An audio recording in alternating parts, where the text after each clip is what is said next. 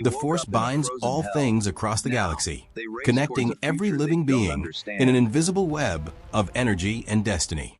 But what happens when something from beyond the stars, something not bound by the Force at all, tears through the fabric of space itself? The answer would soon shake the Empire to its core.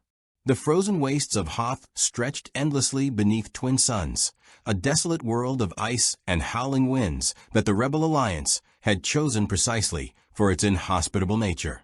No one would think to look for them here. No one would survive long enough to find them. They were wrong. A rift tore through the sky above the northern plains, not the blue tunnel of hyperspace, not the flare of a crashing ship, but a jagged wound in reality itself that pulsed with prismatic light. Digital code streamed from the tear like falling stars, coalescing into three distinct forms that plummeted toward the ice below. The first figure hit the snow with earth-shaking impact, a humanoid warrior encased in obsidian and crimson armor, twin revolvers holstered at his sides. Gundramon pushed himself to his feet, servos whirring as his optic sensors scanned the alien landscape. Behind him, Magna Kidman materialized in a crouch, his purple and silver armor gleaming as frost immediately began forming on his shoulders. The rifle across his back hummed with residual digital energy. Then came Beal Starman, descending with controlled grace on her motorcycle that roared to life even in midair before skidding across the ice. She was the largest of the three, her black and gold armor adorned with demonic motifs, dual shotguns crossed on her back. As the leader of this outlaw trio, she surveyed their surroundings with calculated precision. "Where the hell are we?"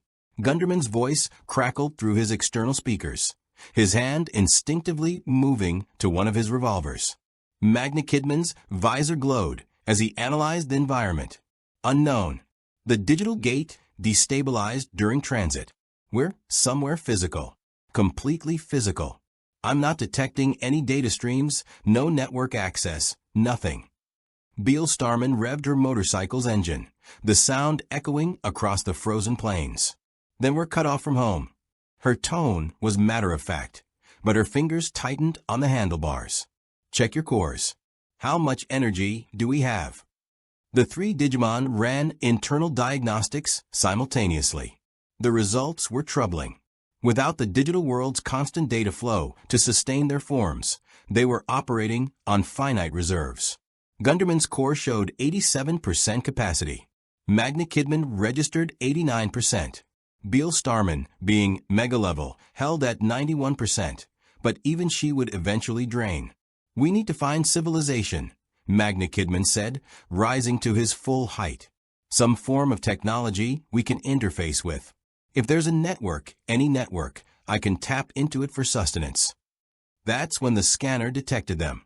Miles away, inside Echo Base's command center, a sensor technician's screen suddenly blazed with alerts.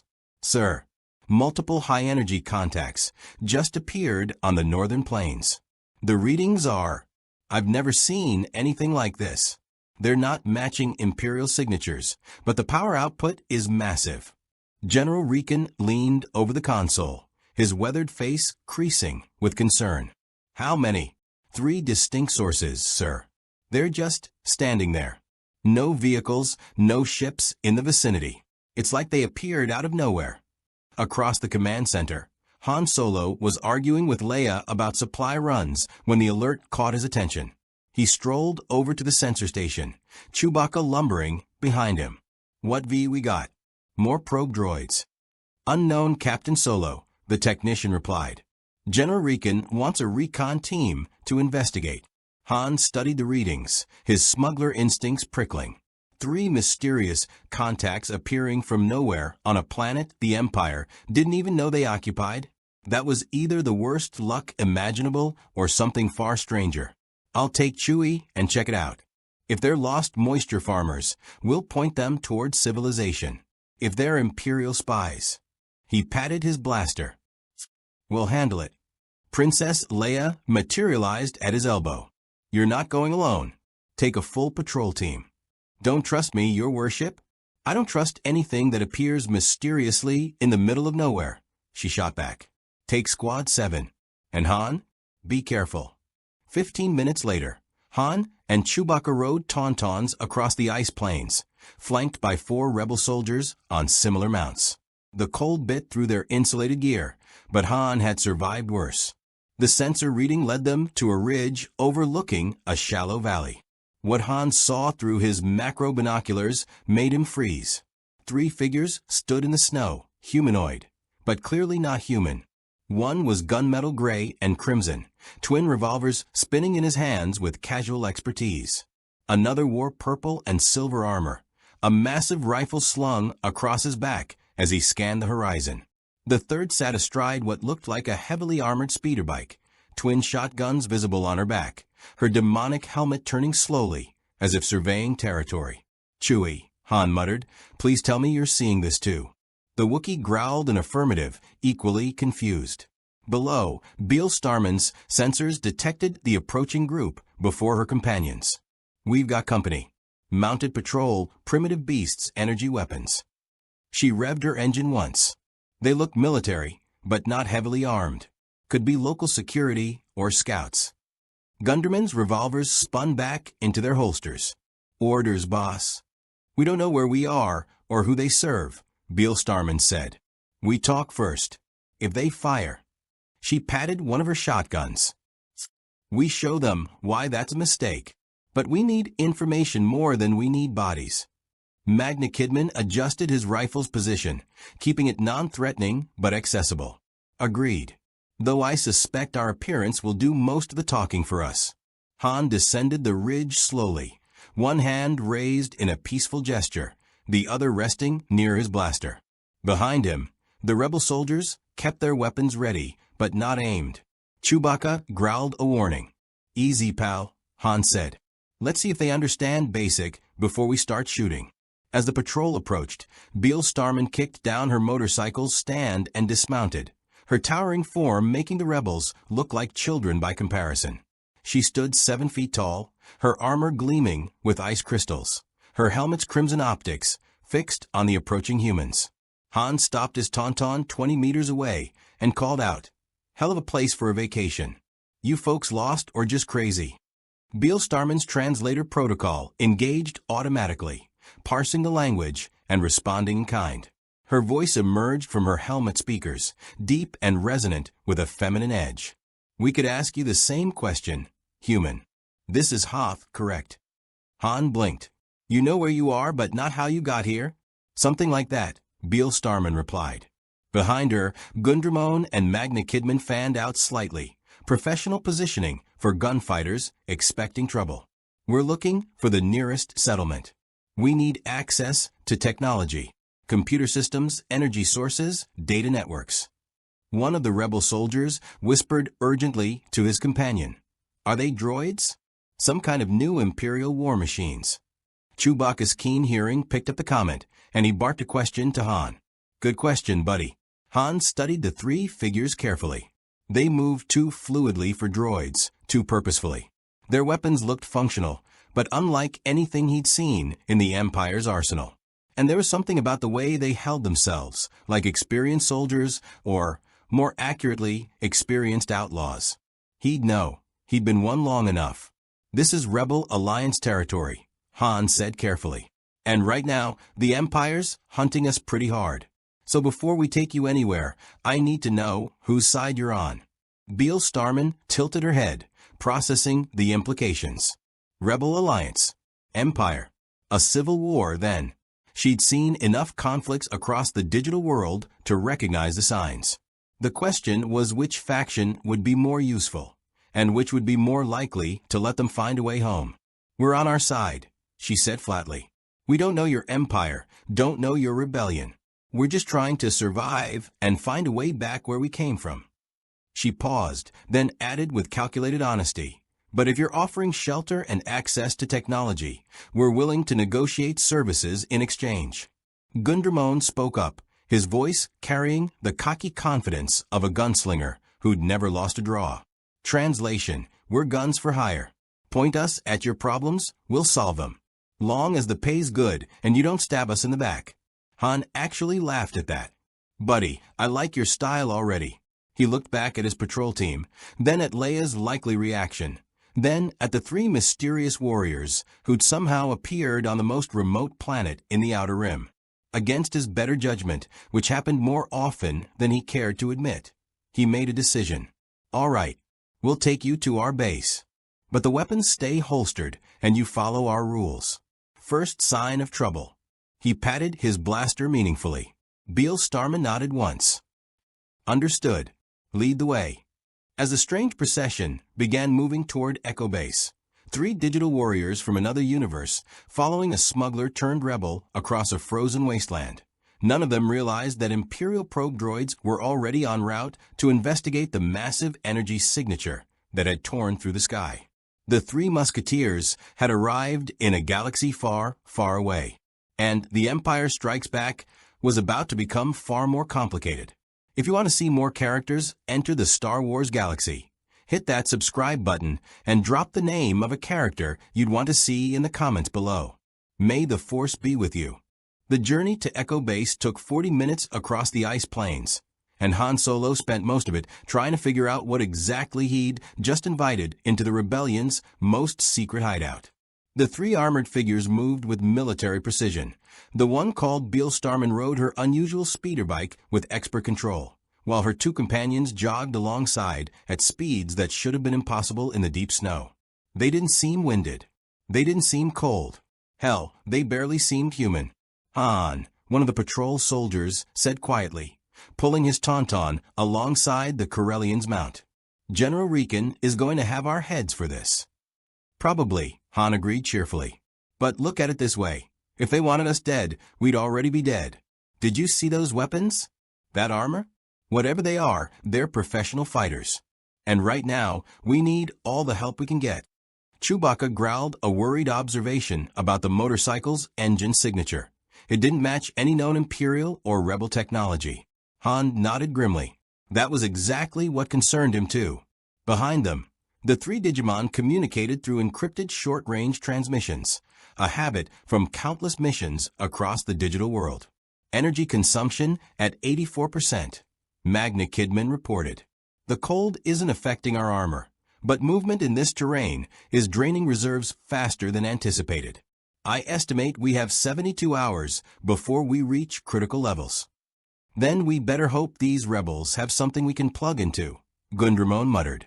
His sensors were scanning constantly, cataloging the primitive projectile weapons the patrol carried.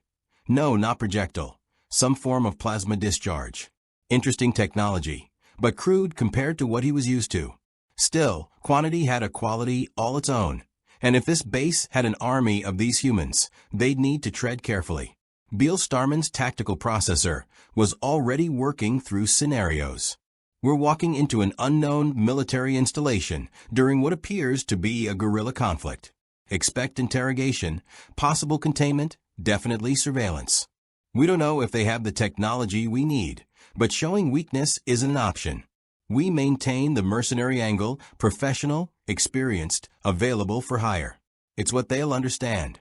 And if they try to disarm us, Gunderman's hand twitched toward his revolvers. They'll learn why that's impossible, Beale Starman said flatly. But let's hope it doesn't come to that. We need allies, not enemies. At least until we understand this universe better. The massive hangar doors of Echo Base slid open as they approached, revealing a cavernous ice chamber filled with activity.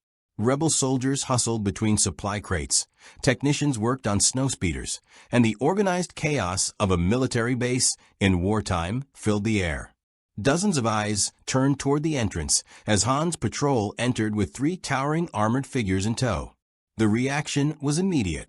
Soldiers reached for weapons. Officers shouted orders. A general alarm nearly sounded before Han raised both hands and shouted, "Stand down. They're guests." Guests. General Riken descended from an upper command platform, flanked by guards. The gray-haired officer's face was stern but controlled. "Captain Solo, what exactly have you brought into my base?" Han dismounted his tauntaun with practiced ease, giving Chewie a look that said, "I've got this," even though he definitely didn't. "General, meet our new friends. They're not Imperial, they're not spies, and they've got firepower that makes our entire armory look like children's toys." They appeared out of nowhere on the ice, and they're looking for technology and information. In exchange for what? Princess Leia appeared from a side corridor, flanked by C-3PO and R2-D2. Her expression was carefully neutral, but Han knew her well enough to see the calculation behind her eyes. Beale Starman stepped forward, her boots clanging against the ice floor with impressive weight. Up close, in the hangar's harsh lighting, she was even more imposing. Every rebel in the vicinity could see the intricate details of her armor, the demonic motifs, the battle scars, the twin shotguns that looked capable of punching through a Star Destroyer's hull. "You're the leadership here?" Beale Starman's voice resonated through the hangar. "Then let's speak plainly. We're soldiers, mercenaries, guns for hire, if you prefer that term. We don't know your war, don't know your politics, but we understand conflict. We need access to your technology, computer systems, energy sources, data networks, to sustain ourselves and hopefully find a way home. In exchange, we offer our services. Combat, reconnaissance, whatever you need. We're very good at what we do." C-3PO tilted his head, photoreceptors whirring. "Oh my, Princess Leia, I don't believe these are any species I have in my databanks. Their linguistic patterns are unusual, and their armor design is completely foreign, too." "Not now, 3PO, Leia said quietly. She studied the three warriors carefully, her diplomatic training warring with her tactical instincts. "You speak of technology and data networks as if they sustain you.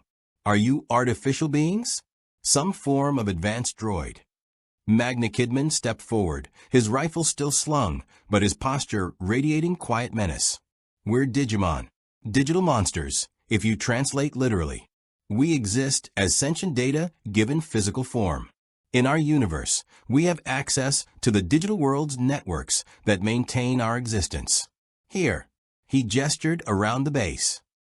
"We're cut off. We need alternative power sources, or we'll eventually cease to function." "Digital monsters," Riken repeated slowly. His tactical mind was already racing through possibilities. "From another universe. And you just appeared here. Through a dimensional rift during a hyperspace digital gate collision," Beale Starman confirmed. "We were pursuing a hostile through our world when the gateway destabilized. We've worked with interdimensional travel before, but never anything this far from home. This entire galaxy operates on principles we don't fully understand yet." Gundramon had been silent until now, but his patience for talking was wearing thin. "Look, here's the situation simple. We're stuck here, you've got enemies, and we're three of the best damn fighters you'll ever meet. We don't do charity, but we honor our contracts. Feed us the energy we need.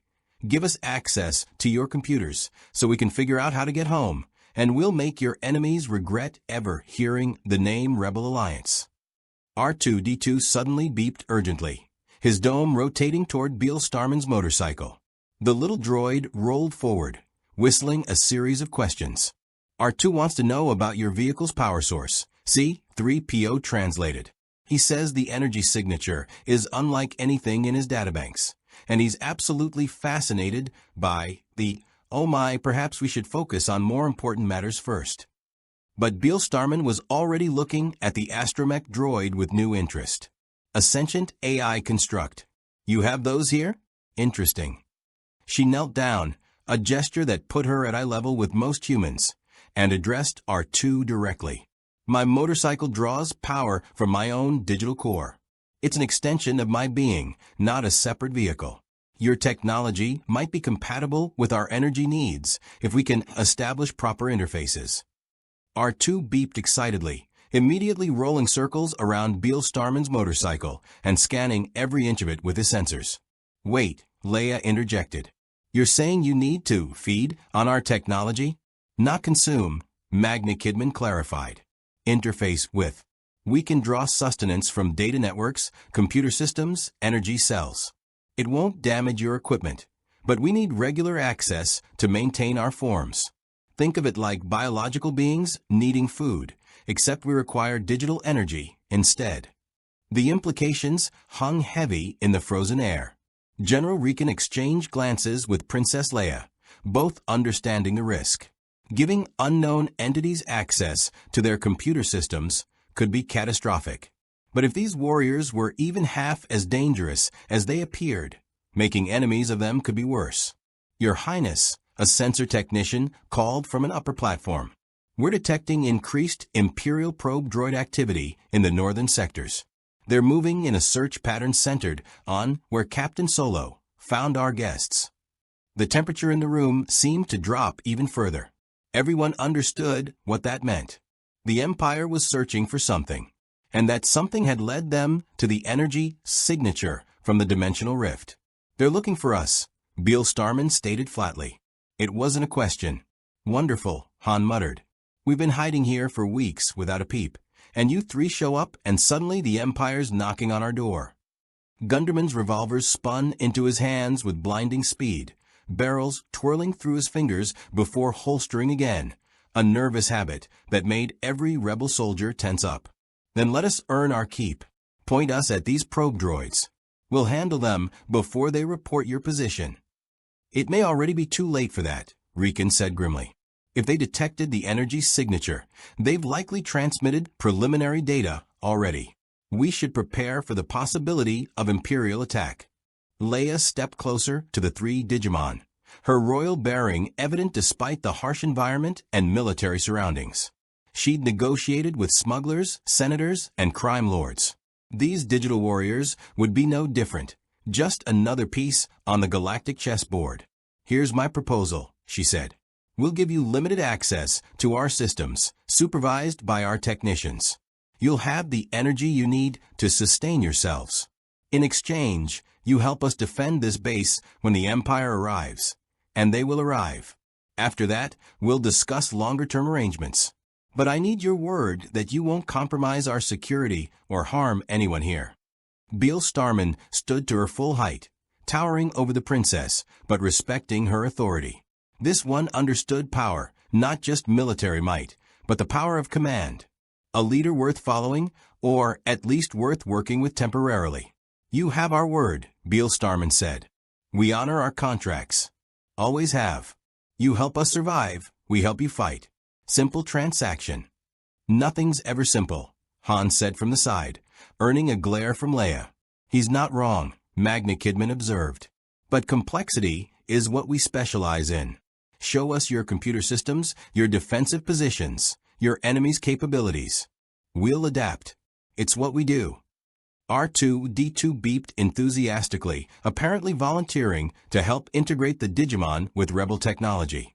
C-3PO fluttered nervously beside him, translating the Astromecha's ambitious technical proposals.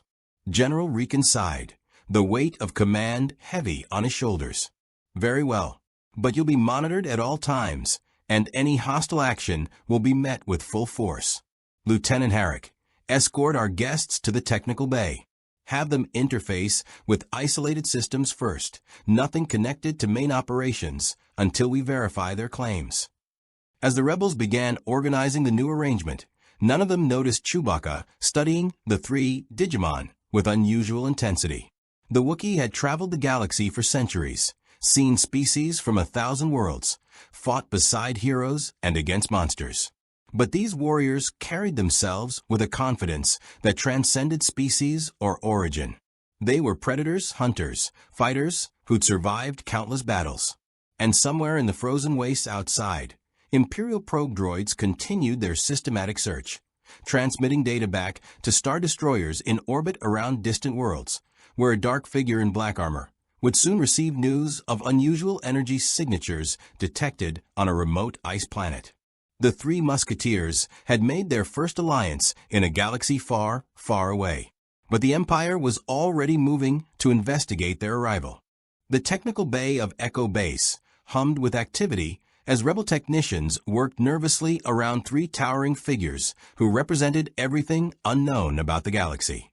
Beale Starman sat cross-legged on the ice floor, her motorcycle parked beside her, while cables and diagnostic equipment surrounded her like electronic tentacles. Magna Kidman stood perfectly still in a maintenance alcove, his systems interfaced with a portable computer terminal. Gundramon paced restlessly, his revolvers holstered, but his fingers drumming against his armored thighs. Fascinating, Chief Technician Torin muttered, studying the readouts on his datapad. Your energy signature is completely stable, but it's not biological, not mechanical, not even conventional droid programming. It's like you're made of pure data that somehow achieved physical cohesion. That's exactly what we are, Magna Kidman confirmed. His voice carried a patience born from explaining his existence countless times across the digital world. We're sentient information given form through the digital world's framework. Think of us as living code that can interact with physical reality. Beale Starman's internal diagnostics painted a troubling picture across her HUD. Energy reserves, 81%. The interface with Rebel computer systems was helping, but barely. The technology here was so primitive compared to the digital world's infinite data streams that it was like trying to sustain yourself on crumbs when you were used to a feast. This isn't enough, she said bluntly. Your systems are too isolated, too limited. We need direct access to larger networks, more robust energy sources. At this rate, we have maybe 60 hours before we start experiencing critical failures. R2-D2 whistled urgently from his position beside Beale Starman's motorcycle, his sensors having spent the last 20 minutes analyzing every component of the strange vehicle. See? 3PO translated with typical worry. R2 says that if he can establish a proper interface protocol, he might be able to create a bridge between your digital matrices and our power distribution network. However, he's concerned about potential feedback that could. Do it, Beale Starman interrupted. She trusted her instincts, and the little droid's enthusiasm reminded her of friendly AI constructs back home. We'll regulate the flow from our end. We've interfaced with thousands of different systems. One more won't kill us. Technician Torin looked uncertain. General Riken authorized limited access only. Connecting you to the power grid could keep us functional long enough to help when the Empire comes knocking. Gundramon cut in, finally stopping his pacing. Which, in case you've forgotten, is because we showed up. We don't run from debts, but we can't fight if we're offline. The hangar doors hissed open and Princess Leia entered, flanked by Han Solo and 2 security guards. She'd changed from her cold-weather gear into a command vest over white insulated clothing, every inch the military leader despite her youth. Behind them, Chewbacca carried what looked like a heavy equipment case. Status report, Leia said without preamble. Torin straightened. Your Highness, their claims appear legitimate. They're not droids in any conventional sense, but they do require energy input to maintain their existence. However, their current draw from isolated systems is insufficient. They're requesting direct power grid access. Leia studied the 3 Digimon carefully. Beale Starman met her gaze without flinching, those crimson optics revealing nothing. Magna Kidman remained motionless in his alcove, a purple and silver statue of patience. Gundramon had resumed his restless energy, but his posture suggested a fighter ready to spring into action rather than a prisoner waiting for judgment. You understand our hesitation, Leia said. We don't know you. We don't know your capabilities or your intentions beyond what you've told us. Giving you access to our power systems could leave us vulnerable. You're already vulnerable, Beale Starman replied. Her tone wasn't threatening, merely factual. You're hiding in a frozen wasteland, outnumbered and outgunned by an empire that controls most of the galaxy. You've got maybe a week before those probe droids bring a fleet down on your heads. We're not asking for trust. We're offering a transaction. Power for protection. Simple mathematics. Han leaned against a supply crate, a smirk playing at his lips. I hate to say it, but she's got a point. We're not exactly swimming in allies right now. Which is precisely why we must be careful about who we ally with, Leia countered. She turned to R2-D2. R2, can you create an isolated feed from a power grid? Something that would sustain them, but could be severed if necessary. The astromech beeped affirmatively, his dome rotating excitedly as he outlined a technical solution. C-3PO translated the rapid-fire beeps and whistles. R2 proposes routing power through the secondary generators, the ones we use for emergency backup. They're not connected to critical systems, so if there's any unfortunate incident, we can shut them down without compromising base operations. He estimates it would provide approximately 40% more energy than their current arrangement. 40% isn't enough, Magna Kidman interjected. But it would buy us time. We can work with that. Leia made her decision with the quick certainty of someone who'd learned to trust her instincts in a galaxy that rarely offered clear choices. Do it. But R2, you monitor them constantly. First sign of anything unusual, you shut it down. Understood. R2 beeped an acknowledgement and immediately rolled toward the power junction, his manipulator arms already extending to begin the complex rewiring process. While he works, Leia continued, I need to understand exactly what you're capable of. If the Empire attacks, when they attack, I need to know what assets I'm deploying. Beale Starman stood, her full 7-foot height making everyone in the bay feel suddenly smaller. You want a demonstration? A controlled one, Leia specified. We have a firing range.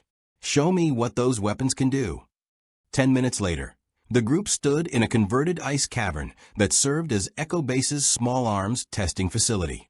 Rebel soldiers had set up a variety of targets at different distances, durasteel plates, synthetic targets, even a decommissioned Imperial probe droid chassis that someone had salvaged months ago. Standard procedure, the range officer explained nervously. We test blaster effectiveness at varying distances against common Imperial armor types. Your weapons appear to be similar to blasters? Energy discharge firearms. Gundramon laughed, a sound like grinding gears mixed with genuine amusement. Similar? Kid, these are gunslinger revolvers. They don't just shoot energy, they shoot concentrated death. He drew both weapons in a blur of motion that made every rebel present flinch. The revolvers were massive, ornate things that looked like they belonged in a museum rather than a battlefield. But the power cells glowing along their barrels suggested otherwise. Closest target, 50 meters, Gundramon announced. He didn't bother aiming, just raised both revolvers and fired. The sound was nothing like blasters. It was thunder compressed into a fraction of a second, a crack that echoed through the cavern and made ears ring.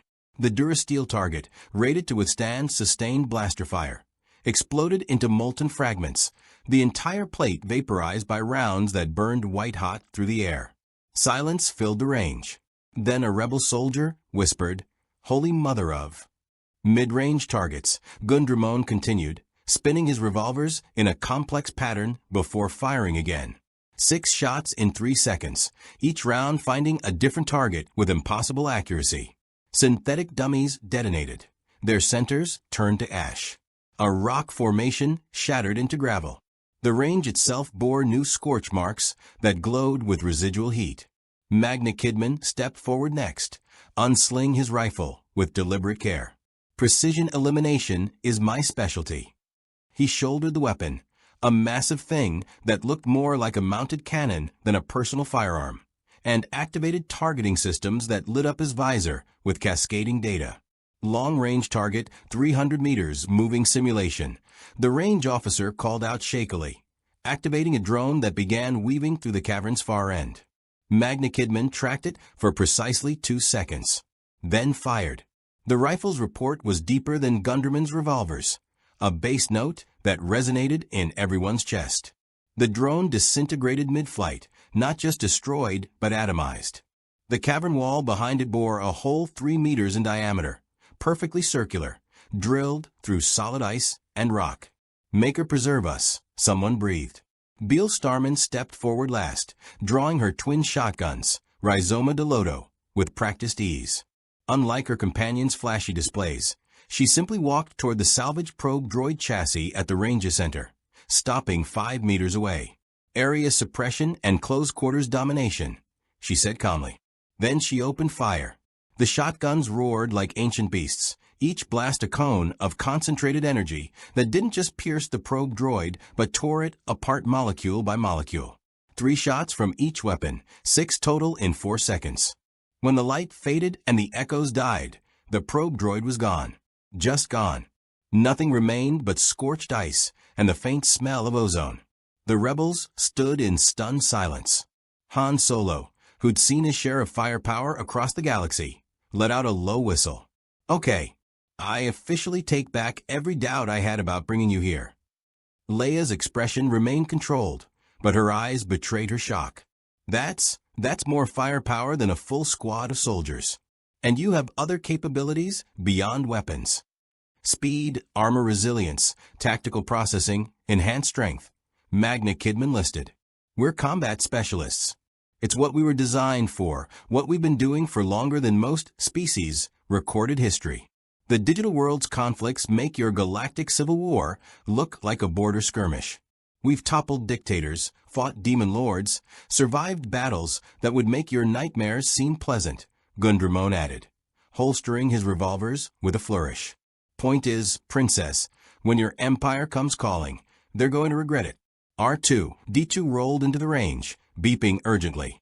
C-3PO following behind, translated with relief. Oh, wonderful news.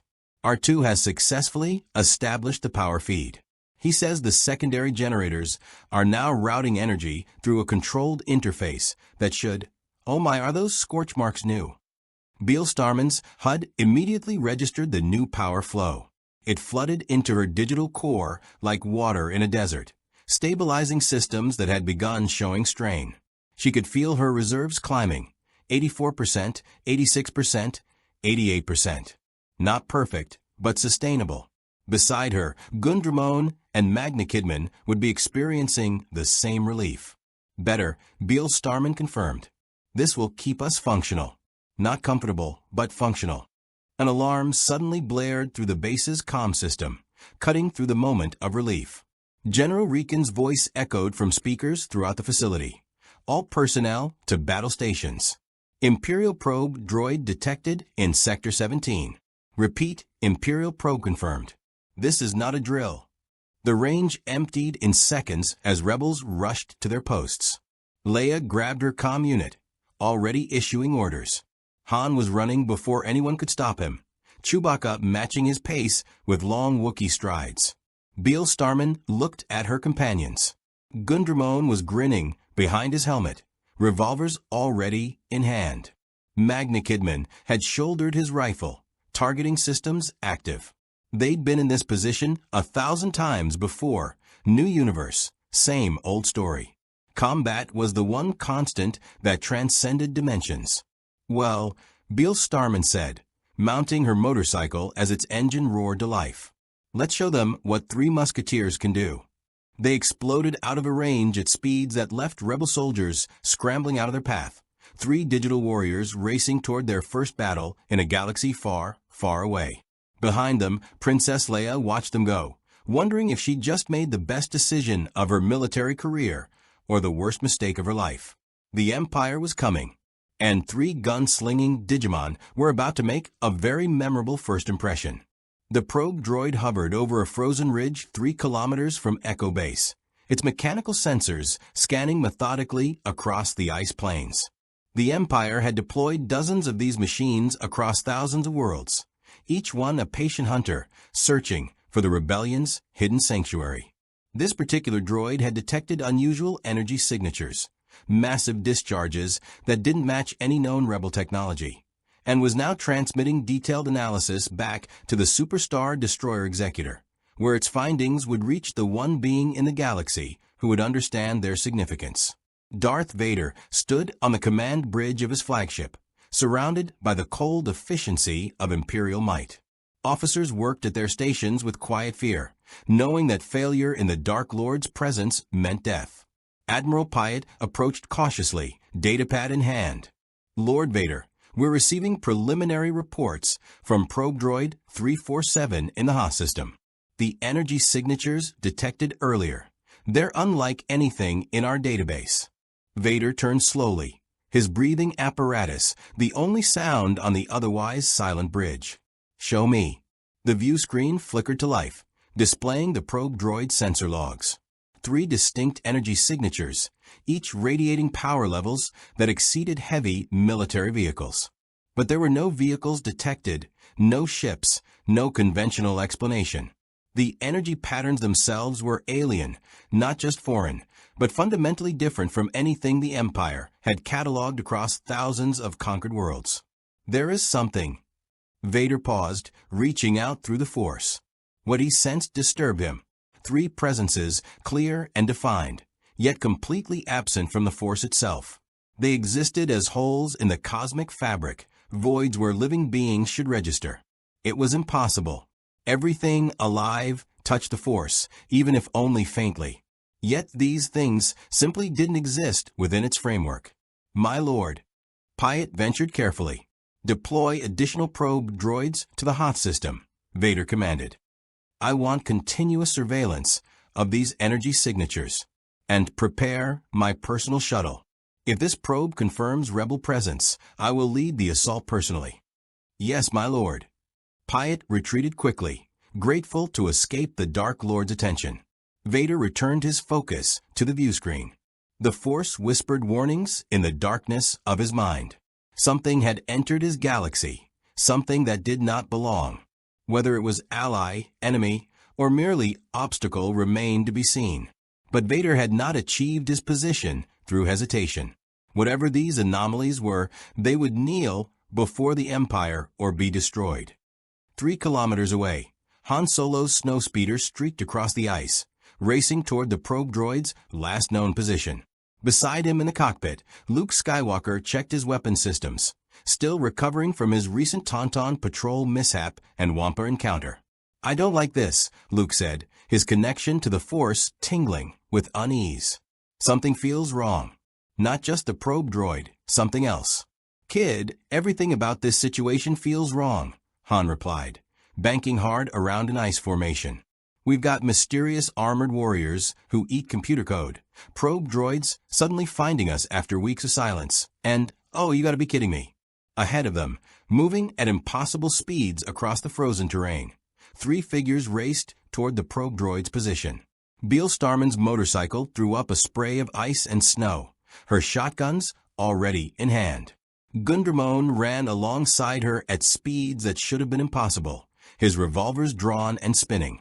Magna Kidman brought up the rear, his rifle tracking the sky as his sensors locked onto their target. Are those the new arrivals? Luke asked, gripping his seat as Han accelerated to keep pace. Yeah, and I'm starting to think we should have just let them handle this alone. The probe droid detected the approaching threats and immediately pivoted to flee, its repulsor lifts screaming as it accelerated. But it had made a critical miscalculation. It had been programmed to evade rebel soldiers and their primitive weapons.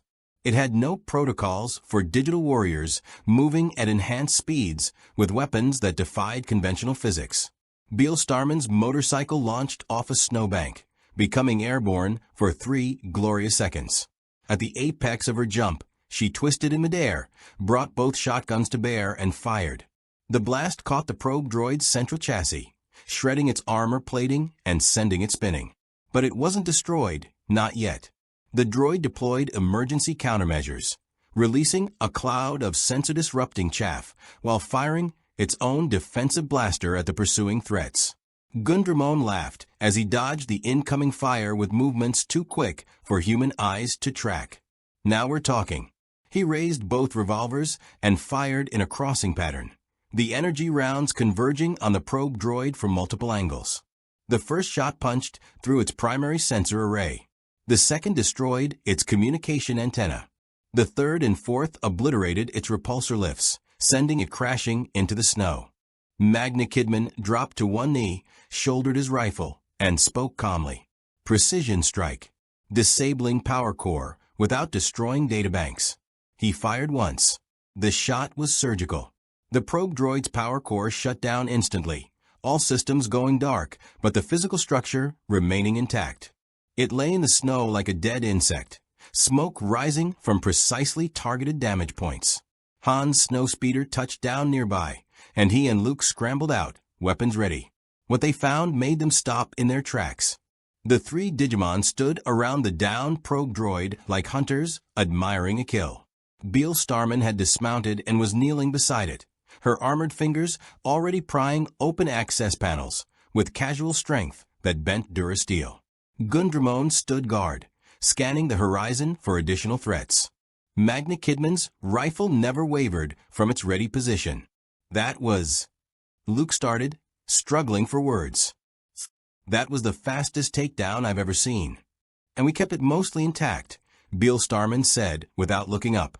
Her fingers interfaced directly with the probe droid's internal systems, digital tendrils extending from her gauntlets to probe its memory banks.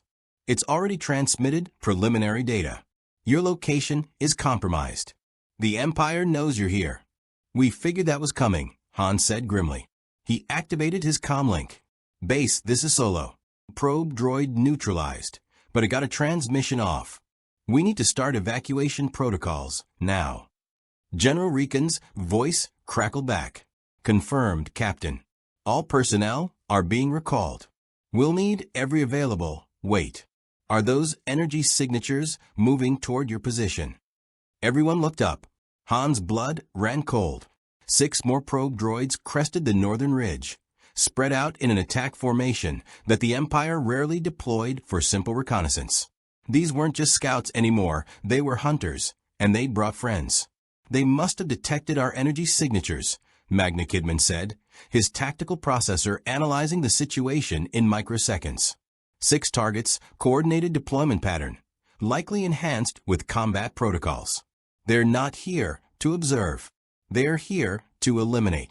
The probe droids opened fire simultaneously, crimson blaster bolts converging on the group from multiple angles. Han and Luke dove for cover behind their snowspeeder. The Digimon didn't bother. Beale Starman's motorcycle roared to life, and she mounted it in a single fluid motion, shotguns holstered. Gundramon left flank. Magna Kidman high ground. I'll take center and draw their fire. Standard dispersion pattern delta. Finally, a real fight. Gundramon was already moving, his enhanced speed carrying him across the ice in a zigzag pattern that made him impossible to target. He returned fire with both revolvers, each shot forcing a probe droid to adjust its trajectory or risk destruction. Magna Kidman scaled a sheer ice wall in seconds, his armor's grip systems allowing him to climb surfaces that would have been impossible for unaugmented beings.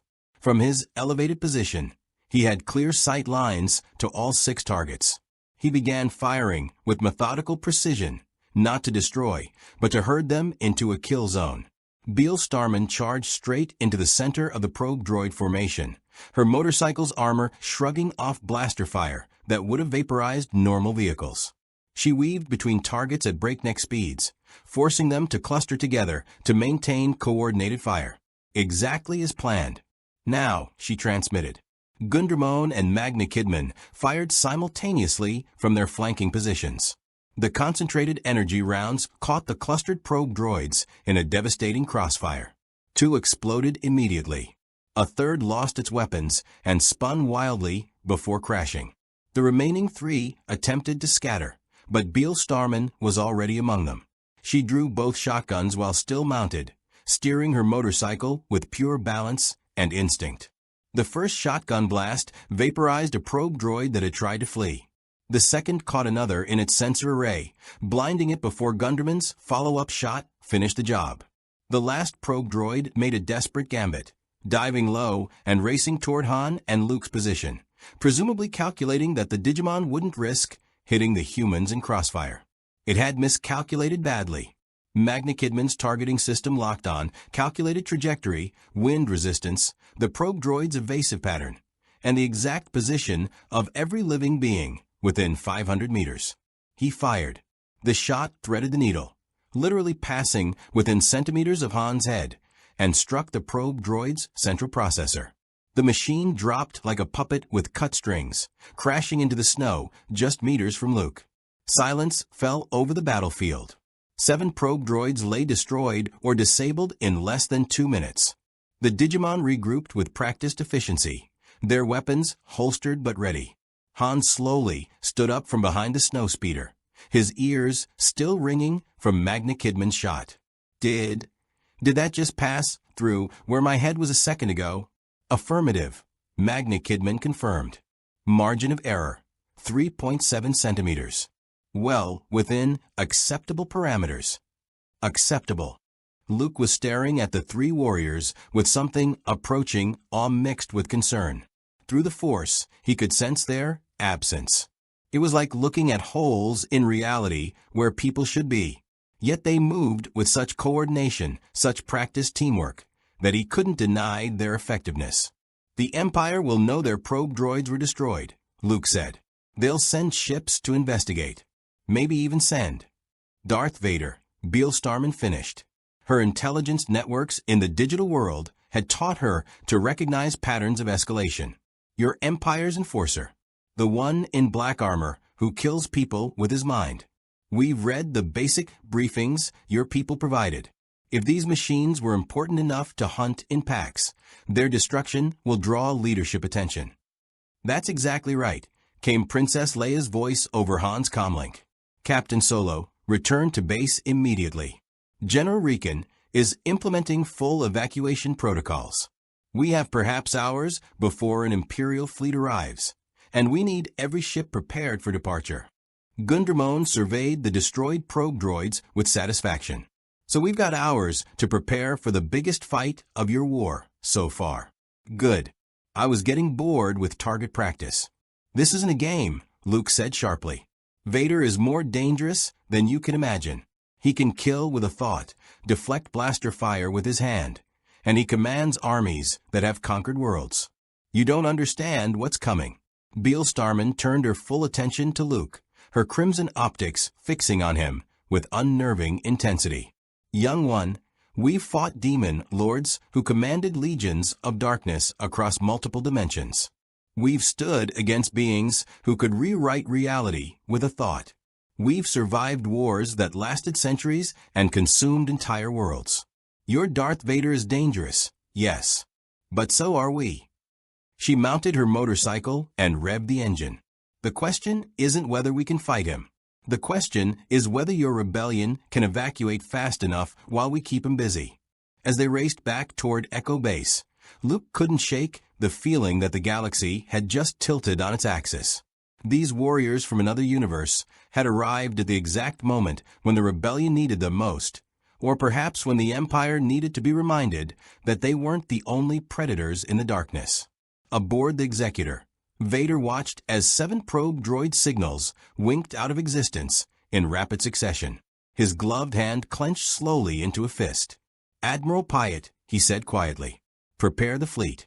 We will crush this rebel base and discover what destroyed my probe droids.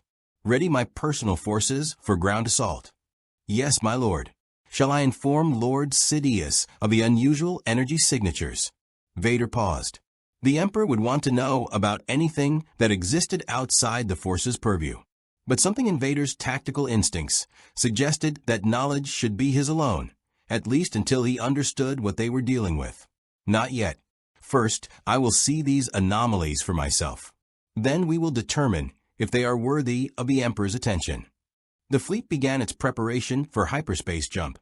Massive star destroyers aligning in formation that would bring overwhelming force to bear on a frozen world that had dared harbor both rebels and something far stranger. The hunt was on, and 3 digital gunslingers had just made themselves targets of the most dangerous man in the galaxy. Echo Base transformed into controlled chaos within the hour. Rebel soldiers rushed through ice corridors carrying equipment. Technicians worked frantically to purge computer systems, and pilots sprinted toward their assigned transports. The evacuation plan that General Riken had drilled into everyone for weeks was finally being executed, and every second counted.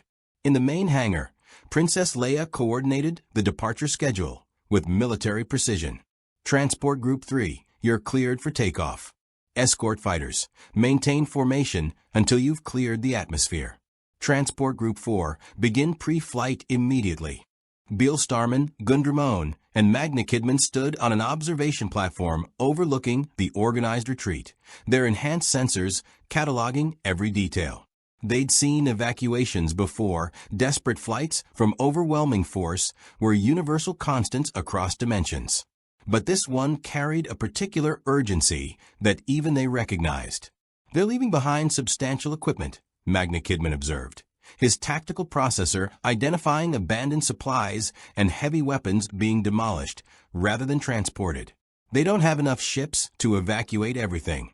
This is a complete abandonment, not a strategic withdrawal. Smart, Beale Starman said. When you can't win the ground, you take to the stars. Their mobile doctrine is sound, even if their resources are limited. She turned to face Han Solo, who approached with Chewbacca in tow, both carrying heavy equipment cases. We're loading the Falcon now, Han said.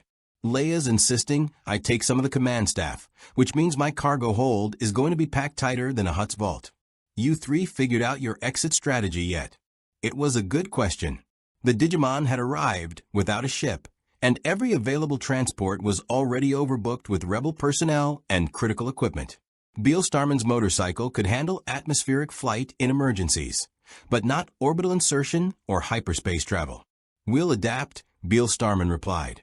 We've survived worse logistical problems than lacking transportation.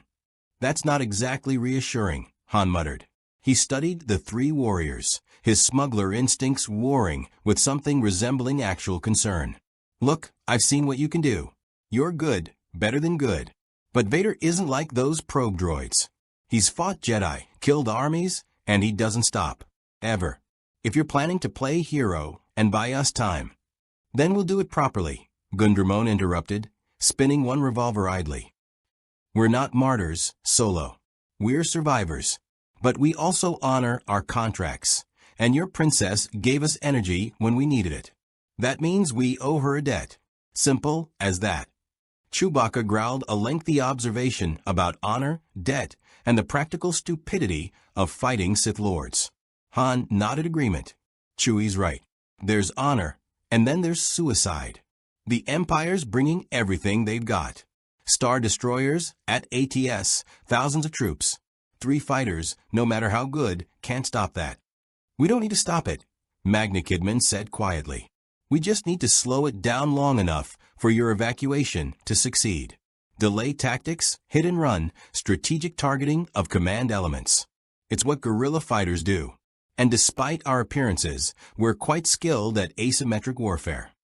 An alarm blared through the base. The long-range sensors had detected multiple ships dropping out of hyperspace at the edge of the system. The Imperial fleet had arrived ahead of schedule. Princess Leia's voice echoed through the base comm system. All personnel, this is command. Imperial Star Destroyers detected. We are moving to accelerated evacuation procedures. Combat teams to defensive positions. Fighter squadrons, prepare for engagement. May the Force be with us all. The hangar erupted into even more frantic activity. Pilots scrambled into snowspeeders, while others raced toward X-wings and Y-wings. The ion cannon crews rushed to their positions in the base's upper levels, preparing the massive weapon that would give the transports a fighting chance to escape. Luke Skywalker appeared at the hangar entrance, dressed in his orange flight suit and carrying his helmet. He spotted the Digimon on the platform and jogged over, his connection to the Force swirling with conflict. You're really staying to fight? Luke asked directly. Someone has to cover the retreat, Beale Starman replied. Your people have given us what we needed to survive. Honor demands we repay that debt. Luke studied her for a long moment, trying to sense something, anything, through the Force. But as before, there was only void where these beings should register. It was deeply unsettling, yet he couldn't deny the sincerity in her words. The Force might not touch them, but their sense of honor was real enough. Then fight smart, Luke said. Vader is powerful in ways you can't imagine. He can sense intentions, predict movements, and the Force guides his actions. Your weapons are impressive, but he can deflect blaster fire with his hands. Can he deflect 3 simultaneous precision shots from different angles while dodging area effect suppression fire? Magna Kidman asked clinically. Because that's our standard engagement protocol for singular high-value targets. We've eliminated beings who could see the future, manipulate probability, and exist in multiple places simultaneously. Your Sith Lord is dangerous, but he's not unique in his capabilities. Gundramon grinned behind his helmet. Besides, kid, we're not here to kill him. Though if the opportunity presents itself, we won't complain. We're here to be the galaxy's biggest, loudest, most annoying distraction. Keep his attention on us while you people run. It's what we're good at." The base shuddered as the ion cannon fired its first shot, the massive weapon discharging enough energy to disable a Star Destroyer's systems temporarily. Through the hangar's atmospheric shield, they could see the first transport streaking into the sky, escorted by X-wings that danced through the growing Imperial fighter screen. "First transport away," a controller reported. "Encountering TIE fighter resistance, but the escort is holding them off." General Riken descended from the command level, flanked by 2 guards and carrying a datapad that displayed the deteriorating tactical situation. His weathered face was grim but determined. "The Empire is deploying ground forces," he announced. AT-AT walkers detected on approach vectors. "They'll reach our perimeter in approximately 40 minutes. Our snowspeeder squadrons will engage, but those walkers are heavily armored. We need to hold them off long enough for the remaining transports to evacuate." Beal Starman's HUD immediately overlaid tactical data about the approaching Imperial forces. Her combat processor, honed through countless digital world battles, began formulating engagement strategies. "AT-AT walkers," she mused. 4-legged heavy assault platforms. Armor vulnerable to precision strikes at the neck joints. Slow-moving but heavily armed. Crew complement of 5. Optimal engagement, immobilization through leg targeting, followed by crew compartment penetration. Riken stared at her. "How do you know our tactical analysis?" "Because we've fought similar machines across a dozen dimensions," Magna Kidman replied. "Size and configuration vary, but the principles remain constant. Large walkers sacrifice mobility for armor and firepower. They're vulnerable to agile, high-firepower opponents who can exploit their blind spots. The snowspeeders will use tow cables to trip them," Luke explained. "It's our best tactic against their armor." Gundramon snorted. "Or we could just blow their legs off. Seems more efficient." An explosion rocked the base as TIE bombers began their attack runs, targeting the shield generator and defensive emplacements. Chunks of ice rained down from the ceiling, and emergency klaxons wailed throughout the facility.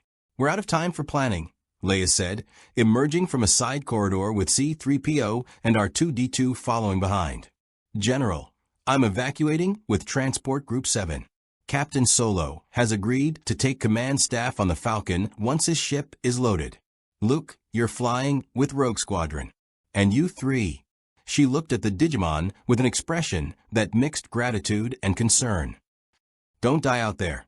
If you survive this, the rebellion will find a way to repay what you're doing for us. Just have a ship waiting when we're done," Beal Starman said. "Preferably one with a good computer system we can interface with. Fighting on an empty tank isn't enjoyable." R2-D2 rolled forward, beeping urgently at Beal Starman. C-3PO translated with his typical nervous energy. "R2 says he's downloaded base schematics and Imperial fleet dispositions into a portable data core.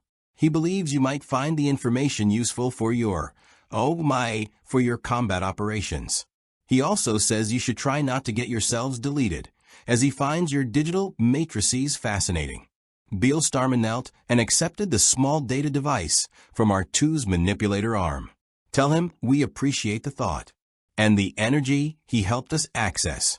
We won't forget that." The astromech whistled something that sounded almost emotional before rolling away with C-3PO, heading toward the Falcon's loading area. Another explosion shook the base, closer this time. The shield generator was taking sustained fire, and its capacity was dropping with each bombardment. If it fell, the entire base would be exposed to orbital bombardment. "All remaining personnel, evacuate immediately." Riken's voice boomed through the comm system. "Rogue Squadron, launch now. Defensive teams, fall back to secondary positions." The hangar became a whirlwind of motion. Luke sprinted toward his X-Wing, his astromech droid already powered up in the socket. Han and Chewbacca disappeared into the Falcon, its engines already warming up. Leia cast one last look at the 3 Digimon before her security detail practically dragged her toward her designated transport. Within 5 minutes, The hangar was empty except for 3 digital warriors standing amid the chaos of an evacuation. Emergency lights flickered. Distant explosions echoed through the ice caverns. The sounds of screaming TIE fighters and turbo-laser fire filtered through the atmospheric shield. So, Gundramon said, checking his revolvers one final time. We're really doing this. 3 of us against the entire Imperial war machine. Wouldn't be the first time we've faced impossible odds, Magna Kidman replied, his rifle's power cells humming to full capacity. Remember the Battle of the Dark Ocean? We held a dimensional breach against 17 mega-level Digimon for 6 hours straight. And we survived, Beale Starman said, mounting her motorcycle. Its engine roared to life, a defiant sound against the backdrop of war. We always survive. That's what we do. She pulled up the tactical data R2 had provided, overlaying it across her HUD. Imperial troop positions, Walker approach vectors, Star Destroyer formations. The Empire had brought overwhelming force, exactly as expected. But overwhelming force required coordination, command structure, centralized control. All things that could be disrupted by 3 highly mobile, extremely lethal fighters who didn't play by conventional rules. Gundramon, your speed and chaos. Get among their AT-AT formations, draw fire, make them waste ammunition trying to track you. Magna Kidman, find elevated positions and start removing officers, commanders, anyone coordinating their assault. I'll hit their landing zones and supply lines. We rotate positions every 10 minutes to avoid being pinned down. Standard 3 Musketeers protocol, Gundramon confirmed. All for one and one for all. Or, in this case, all for some rebels we just met yesterday. They gave us energy when we needed it, Beale Starman said simply. That makes them worth fighting for. They moved toward the hangar exit as one, 3 figures silhouetted against the chaos of war. Behind them, the last transport lifted off, carrying the final non-combat personnel away from Echo Base. Ahead, across the frozen plains, the Imperial war machine advanced with mechanical inevitability. Somewhere aboard the lead Star Destroyer, Darth Vader stood at his observation window, watching the planet below through enhanced displays. His meditation had been troubled by those void presences detected earlier. Whatever they were, they represented variables in a battle that should have been simple elimination of rebel forces. Deploy all ground forces, he commanded. I want the rebel base located and every living being either captured or eliminated. And the 3 anomalous energy signatures. I will deal with them personally. As the first AT-AT walkers crested the horizon, massive war machines bristling with weapons, 3 figures raced out to meet them. The Battle of Hoth had begun, and the Empire was about to learn that some battles don't follow the expected script. The frozen plains of Hoth erupted into warfare as Imperial AT-AT walkers marched in perfect formation across the ice, their massive legs moving with mechanical precision. 5 of the towering war machines advanced in a wedge pattern, heavy laser cannons swiveling to track rebel defensive positions. Behind them, lines of AT-ST scout walkers provided flanking support, while snowtroopers deployed from landing craft that had touched down beyond the battle lines. From his command walker, General Veers coordinated the assault with practiced efficiency. All units, maintain formation. Target the power generators first, then systematically destroy all defensive emplacements. The rebels will attempt hit-and-run tactics with their speeders. Stay alert and... His tactical display suddenly lit up with proximity warnings. 3 energy signatures, moving at speeds that exceeded anything in the Imperial database, raced directly toward his formation from the rebel base. Not speeders, too fast, too small. Not infantry, no biological signatures matched the sensor profiles. Whatever they were closing fast. All walkers, target incoming unknowns. Fire at will. The AT-ATs opened fire, their heavy cannons unleashing storms of crimson energy that turned the ice plains into a hell's cape of explosions. But the targets didn't slow. They accelerated. Beale Starman's motorcycle hit a snowbank at full throttle and became airborne, soaring over the first line of turbo-laser fire. At the apex of her jump, she twisted, drew both shotguns, and fired at the lead walker's viewport. The concentrated energy blasts struck the reinforced transparasteel with devastating force, spiderwebbing the material, but not quite penetrating. She landed in a spray of ice and immediately veered left, drawing fire from two walkers whose gunners struggled to track her impossible speed and agility. Gundramon took a different approach, straight into the teeth of the Imperial formation. He ran at speeds that made him nearly invisible, a crimson and black blur that wove between the AT-AT's massive legs. Turbo laser fire churned the ground behind him, always a second too slow. He spun, raised both revolvers, and fired upward at the walker's underbelly, the one vulnerable point on the otherwise heavily armored machine. The gunslinger rounds punched through the lighter belly armor like it was paper, penetrating into the walker's internal systems. Sparks erupted, hydraulic fluid began leaking, and the massive machine stumbled mid-step. What the hell was that? Veers shouted as alarms blared throughout his command walker. Report. Unknown hostile engaged Walker 3 at point-blank range. Damage to primary locomotion systems. We're. Magna Kidman had scaled an ice ridge 300 meters from the battlefield, his rifle already deployed on its integrated bipod. From his elevated position, he had clear sight lines to every Imperial walker and ground unit. His targeting systems identified priority targets with clinical precision, command walkers first, then support units, then infantry formations. He fired. The shot traveled faster than sound, a lance of purple energy that struck the command walker's communications array dead center. The antenna exploded in a shower of sparks and melted metal, cutting Veers off from half his ground forces mid-transmission. Sniper, someone screamed over the comms. Long-range hostile, elevated position, unknown location. Imperial doctrine immediately kicked in. AT-ST walkers pivoted toward the ridge, their blaster cannons opening fire. But Magna Kidman was already repositioning, moving along the ridgeline with enhanced speed while his targeting systems locked onto the next priority target. General Veers struggled to regain control of the chaotic situation. His tactical training had prepared him for rebel speeders with tow cables, for ion cannons, for desperate last-stand defenses. It had not prepared him for three impossibly fast, impossibly powerful warriors who fought like nothing in the Imperial combat doctrine. All units, concentrate fire on the ground-level hostiles.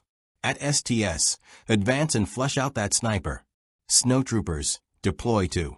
Beale Starman's motorcycle roared past his walker at speeds that shouldn't have been possible on ice. She fired both shotguns backward without looking, the energy blast striking an AT-ST that had been pursuing her. The scout walker's cockpit exploded, sending the machine toppling sideways into the snow. That's when Rogue Squadron arrived. Luke Skywalker led his X-Wing squadron in a strafing run over the Imperial formation, their laser cannons adding to the chaos. Rogue 2, take the left flank walkers. Rogue 3, you're with me on the command walker. Watch for those ground hostiles, don't hit them. Easier said than done. Wedge and Tilly's replied, banking hard to avoid a turbolaser burst. They're moving faster than our targeting computers can track. Gundramon heard the X-Wings screaming overhead and grinned. Air support meant the rebels were coordinating their escape properly. Good. That meant his job was working. Keep the Imperials so confused and reactive that they couldn't establish proper offensive rhythm.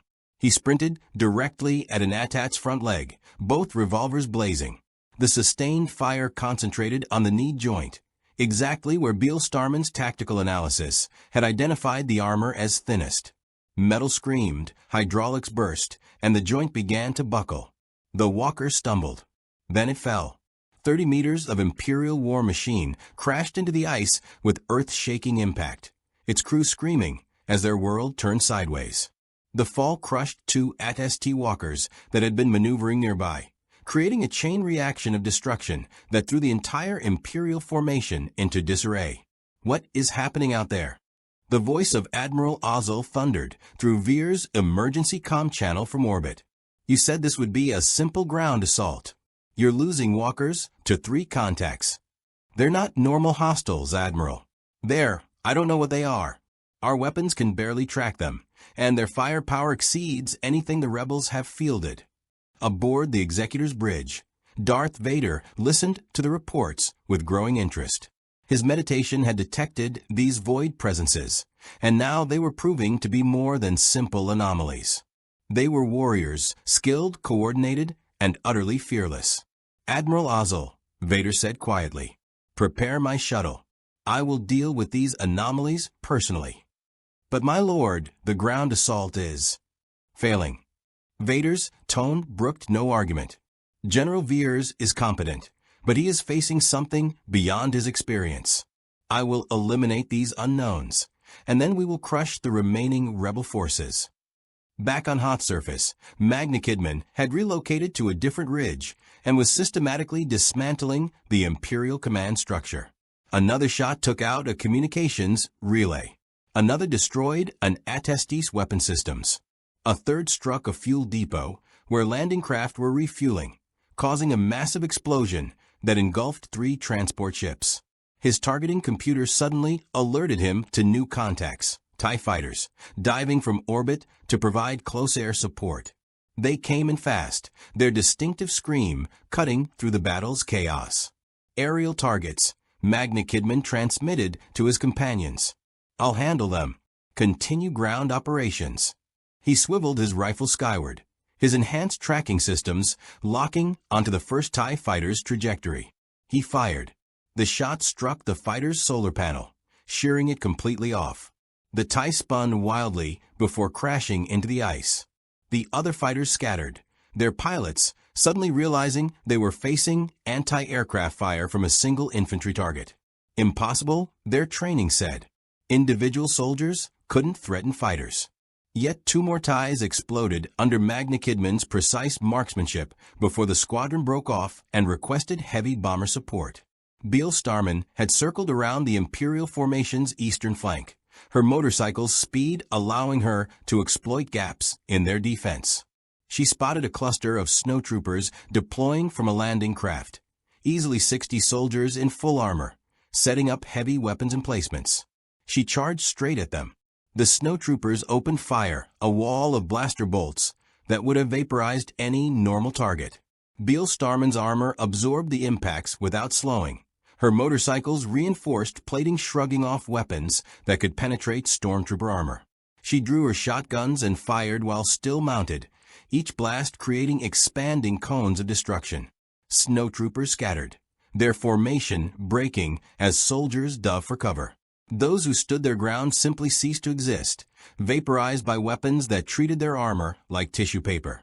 In 15 seconds, the entire unit was eliminated or routing in panic. Fall back. Fall back. An Imperial officer screamed into his comm before Magna Kidman's next shot silenced him permanently.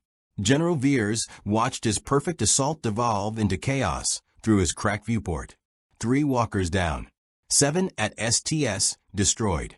Casualties mounting among ground forces. And for what? 3 targets. 3 impossible warriors who fought like nothing he'd ever encountered. All units, disengage and reform at Rally Point Gamma. He made the hardest decision of his military career. We're pulling back to regroup, and Gundramon appeared on his walker's head. The Digimon had scaled the 30-meter war machine in seconds, his armor's grip systems allowing him to climb the vertical surface like a spider. Now he stood atop the command walker, both revolvers aimed downward at the viewport where Veers stared in shock. Surprise, Gundramon said. Then he fired. The viewport exploded inward, and Veers' world went dark.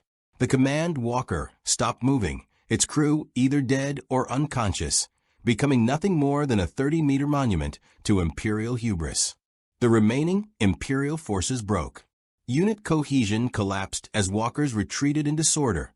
At STS fled toward the landing zones, and snowtroopers evacuated in whatever transport could carry them.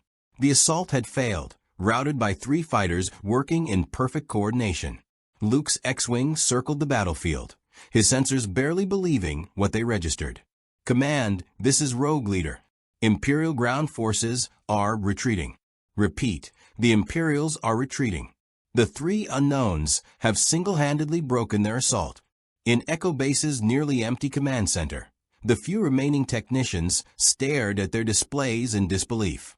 General Riken, coordinating the final evacuation from his transport, received the report with equal shock. "How many transports have escaped?" he asked. 15 out of 23, sir. The ion cannon is still operational, and the Imperials are too disorganized to establish a proper blockade. At this rate, we'll achieve full evacuation within the hour." Riken allowed himself the smallest smile. Then those three warriors just saved the entire rebellion. Make sure every ship remembers what they did here today. On the battlefield, the three Digimon regrouped at the fallen command walker. Their energy reserves had dropped. Beal Starman at 76%, Gundramon at 73%, Magna Kidman at 79%, but they were still functional. More importantly, they'd achieved their objective. The Imperial assault was broken, and the rebels were escaping. "Not bad for our first day in a new universe," Gundramon said, holstering his revolvers. "Think they'll remember us?" "They will," Magna Kidman confirmed, his sensors detecting new energy signatures approaching from orbit. "But we have a more immediate problem. Single shuttle, heavily armored, escorted by TIE fighters. Landing trajectory suggests VIP transport." Beal Starman's tactical display confirmed it. "Darth Vader. He's coming personally." The three warriors looked at each other. They'd broken an Imperial assault, destroyed millions of credits worth of military hardware, and routed a force that had conquered worlds.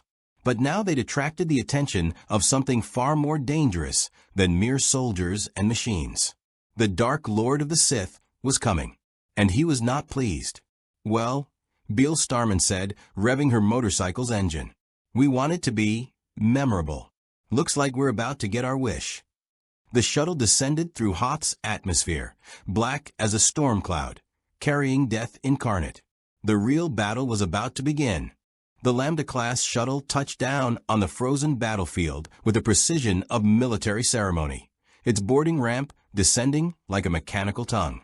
The TIE fighter escort screamed overhead in formation before breaking off to patrol the perimeter. Imperial stormtroopers emerged first, establishing a defensive cordon around the shuttle, with weapons raised and ready. Then came Darth Vader. The Dark Lord of the Sith descended the ramp with measured steps, his black cape billowing in the frozen wind. The sounds of the battle's aftermath, burning wreckage, groaning metal, wounded soldiers, seemed to quiet in his presence. The Force itself bent around him, a gravitational well of dark power that every living being on Hoth could feel pressing against their consciousness. Every living being except three. Vader stopped at the base of the ramp, his masthead turning slowly to survey the destruction. Fallen at ATS lay like dead beasts across the ice. Burning at STS created columns of black smoke. Hundreds of his soldiers dead or wounded. An entire assault broken by what his reports claimed were three combatants. "General Veers," Vader said, his respirator adding mechanical weight to each word. A lieutenant approached nervously, saluting with a trembling hand. "Lord Vader, General Veers is incapacitated. His walker was boarded and destroyed by one of the hostiles. I am Lieutenant Shekel, acting field commander." "Then you will explain to me, Lieutenant, how three targets routed an entire battalion." Shekel swallowed hard. "My lord, they're not normal combatants. Their speed exceeds our sensors' tracking capabilities. Their weapons penetrate AT-AT armor.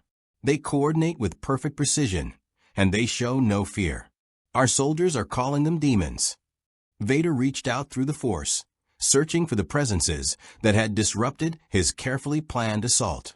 He found them immediately. Three voids in the Force, absences where living beings should register.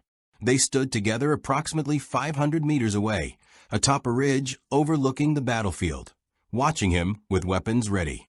It was fascinating and infuriating. "Demons," Vader repeated softly. "No, they are simply warriors from beyond this galaxy, and they will learn what it means to stand against the Empire." He began walking toward them, his boots crunching through snow with mechanical inevitability. The stormtroopers moved to follow, but Vader raised one hand. Remain here. These three are mine. The distance between them closed slowly.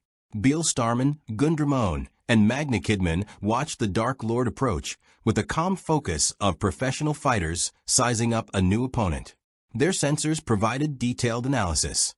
Advanced armor and life support, lightsaber at his belt, extensive cybernetic augmentation. But the energy readings around him were unlike anything in their databases. That's not technology, Magna Kidman said quietly. It's something else. Some form of ambient energy manipulation. It's surrounding him, flowing through him, connecting to everything in the environment. The Force, Beal Starman confirmed. She'd studied the briefing materials R2-D2 had provided. Mystical energy field that binds the galaxy together. Users can manipulate objects, enhance their physical abilities, and influence minds. He's a master of it. Can we fight something we can't understand? Gundramon asked, though his tone suggested he already knew the answer. We've fought gods, Beal Starman replied. This is just another flavor of power. Different rules, same principle. Find the weakness, exploit it, survive. Vader stopped 50 meters away, close enough for conversation, but far enough that neither side could launch a surprise attack without warning. His masked face regarded the three digital warriors with an intensity that would have broken lesser beings. You are not of this galaxy, Vader stated. It was not a question. Observant, Beal Starman replied.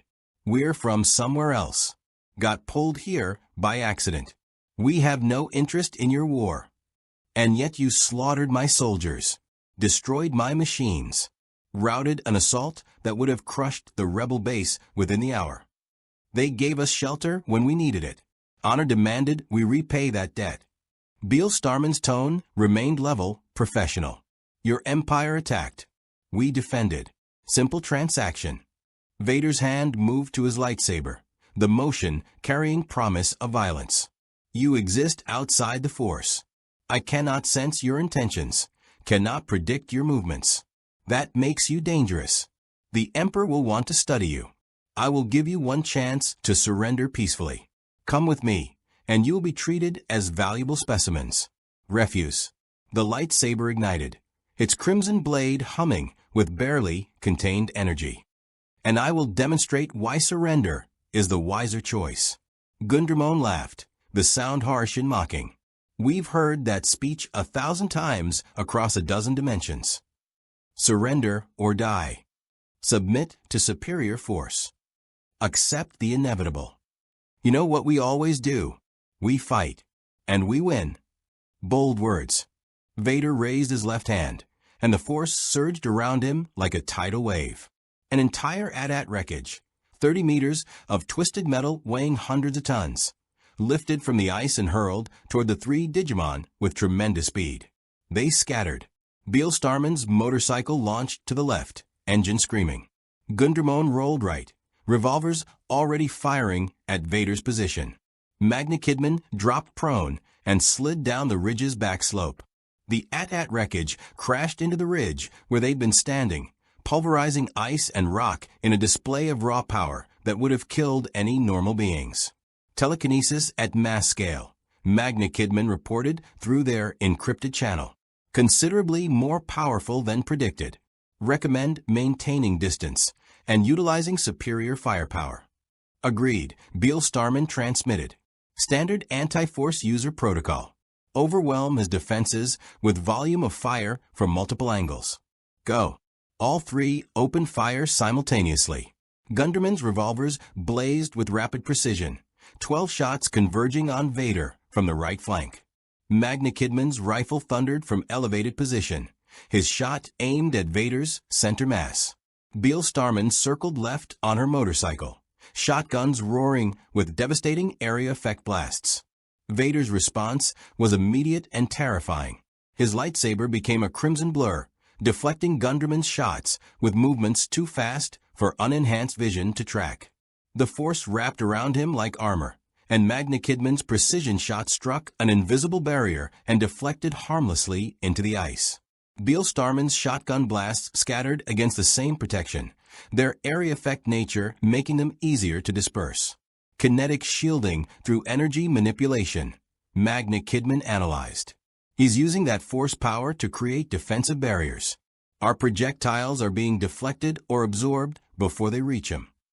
Vader advanced through their sustained fire, his lightsaber a crimson arc of death that deflected every shot with supernatural precision.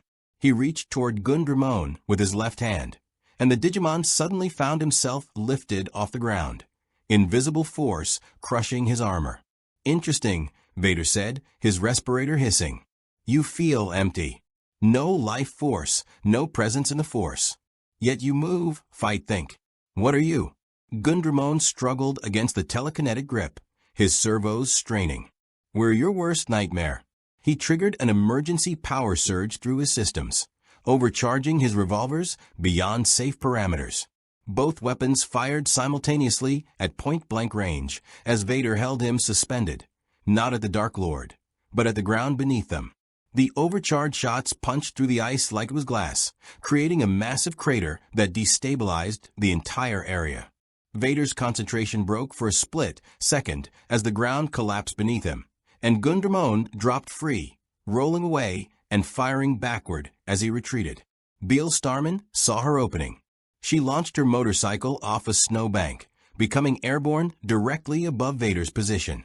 While airborne, she drew both shotguns and fired straight down, the concentrated blasts aimed not at the Sith Lord, but at the weakened ice surrounding him.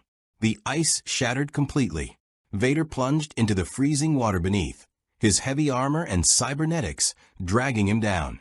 For 3 seconds, the Dark Lord disappeared beneath the black water. Did we? Gundramon started. Vader exploded from the water in a column of force power, ice and debris swirling around him like a storm. His cape hung heavy with freezing water, and his armor dripped, but his lightsaber never wavered. The rage emanating from him was palpable, a dark pressure that made even the Digimon systems register distress. You dare, Vader's voice was glacially cold. I have killed Jedi Masters, destroyed armies, conquered worlds. You are merely anomalies, and anomalies are eliminated. He thrust both hands forward, and the Force erupted with devastating power. The 3 Digimon were hurled backward simultaneously, their forms ragdolling through the air before crashing into ice formations hundreds of meters away. Warning lights exploded across their HUDs, armor integrity compromised, internal systems damaged, energy reserves dropping rapidly from the impact trauma. He hit us without touching us, Gundramon groaned, struggling to his feet. That's not fair. Telekinetic shockwave, Magna Kidman corrected. His rifle's scope cracked but functional, approximately equivalent to being struck by a speeding vehicle. Our armor absorbed most of it, but repeated impacts will cause critical failures. Beale Starman's motorcycle had crashed 50 meters away, its armor scorched, but engine still functional. She pulled herself upright, feeling the strain on her digital core. Energy reserves, 68%. They were burning through power faster than anticipated, and Vader hadn't even seemed winded. We can't win a straight fight against that kind of power, she transmitted. New strategy. We're not here to kill him. We're here to delay him long enough for the evacuation to finish. Gundramon, how long since the assault broke? 17 minutes. The rebels need an hour. We need to keep him occupied for 43 more minutes. That means survival, not victory. Harassment tactics. Hit and fade. Never let him close. Make him chase us across the battlefield. I don't run from fights, Gundramon protested. You run when the mission demands it, Beale Starman countered. 3 Musketeers protocol. All for one, one for all. We live to fight another day. Agreed.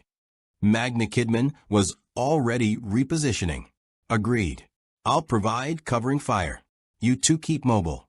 Vader stalked toward them across the shattered ice, his lightsaber held in a ready position that spoke of decades of combat mastery. The Force swirled around him, dark and hungry, seeking the 3 anomalies that had dared challenge the Empire's greatest weapon. He found only empty space. The 3 Digimon had split up, moving in different directions at maximum speed. Vader sensed their absence, their void presences splitting into 3 vectors that would force him to choose which to pursue. A sound tactical decision, but ultimately futile. Magna Kidman fired from a new position, the shot forcing Vader to deflect with his lightsaber. Before the Dark Lord could retaliate, Gundramon opened fire from the opposite flank, his revolvers blazing.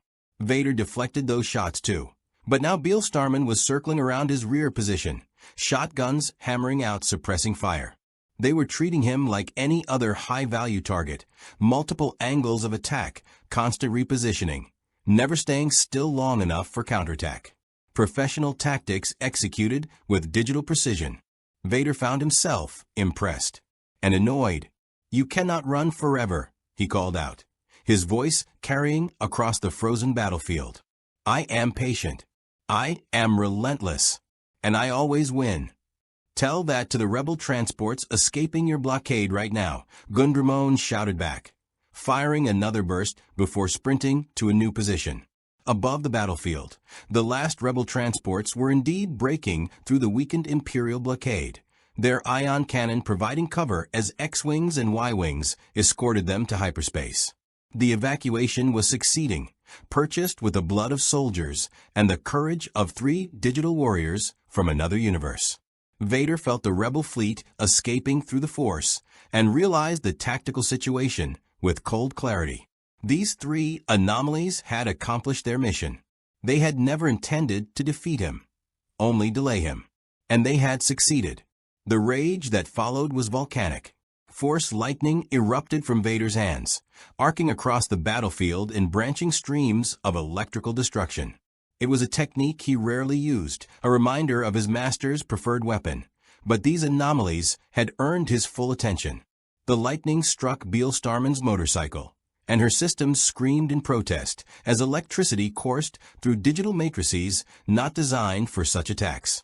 She crashed hard, her armor smoking, warnings flashing across her HUD as her energy reserves plummeted to 54%. Electrical attack, she transmitted through damaged systems. "Our cores are vulnerable too." Another lightning blast struck Gundramon mid-sprint, lifting him off his feet and sending him tumbling across the ice. His revolvers sparked, their power cells destabilizing.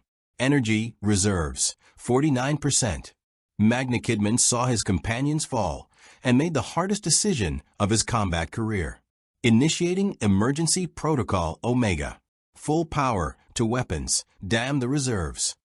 He stood from his concealed position, exposing himself completely, and overcharged his rifle to maximum capacity, a setting that would drain his core to critical levels, but deliver a shot powerful enough to pierce Star Destroyer armor. "Lord Vader," he shouted. "Face me." Vader turned toward the challenge, lightsaber raised. The purple and silver Digimon stood tall on the ridge, his rifle aimed with perfect precision. For a moment, warrior regarded warrior across the frozen battlefield. Then Magna Kidman fired.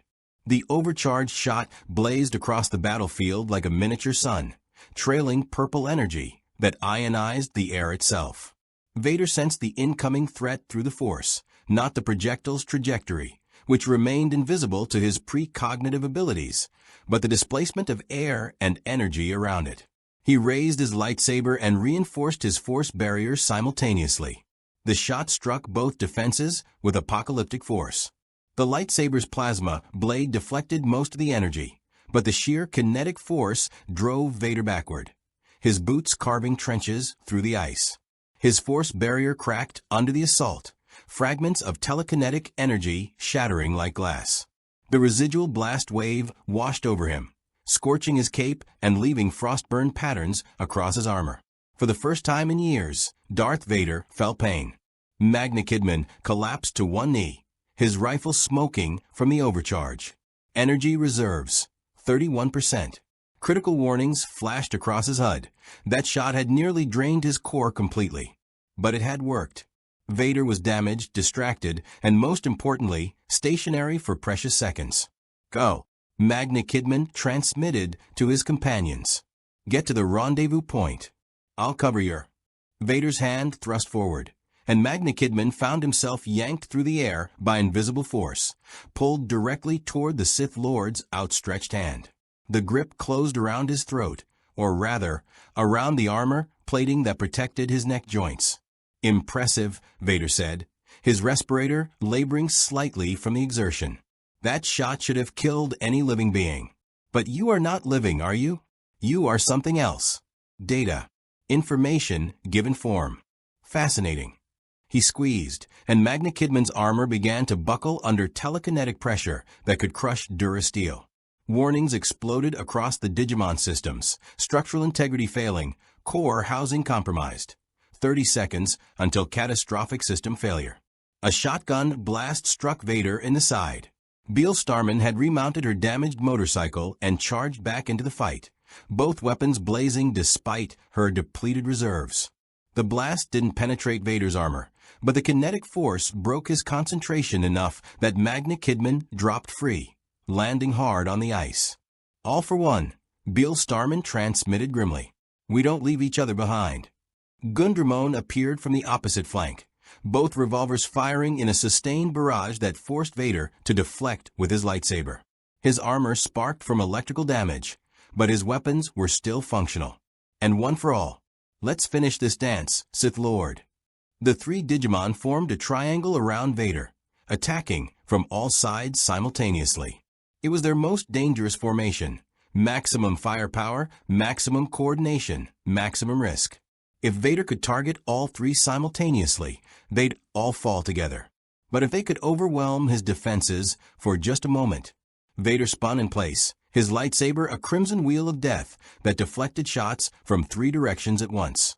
The force flowed through him like dark water, enhancing his reflexes to superhuman levels, allowing him to track targets that existed outside precognition through pure combat instinct and decades of experience. "You fight well," Vader acknowledged, his breathing steady despite the exertion. "But you are damaged, depleted, while I grow stronger with every moment. The dark side is infinite. Your digital cores are not." He thrust his hand toward the sky, and force lightning erupted upward in a column of electrical destruction that branched out like a tree, then cascaded down over all three Digimon simultaneously. They screamed, or rather, their systems generated sounds of distress as electricity coursed through digital matrices designed for data processing, not electrical warfare. Beale Starman's motorcycle exploded, throwing her clear. Gunderman's revolvers overloaded, their power cells detonating in small bursts. Magna Kidman's rifle sparked and went dark, its systems fried beyond immediate repair. Energy reserves. Beale Starman 38%. Gundramon 34%. Magna Kidman 22%. They were failing, and Vader knew it. "Your resistance is admirable," the Dark Lord said, advancing on the fallen warriors.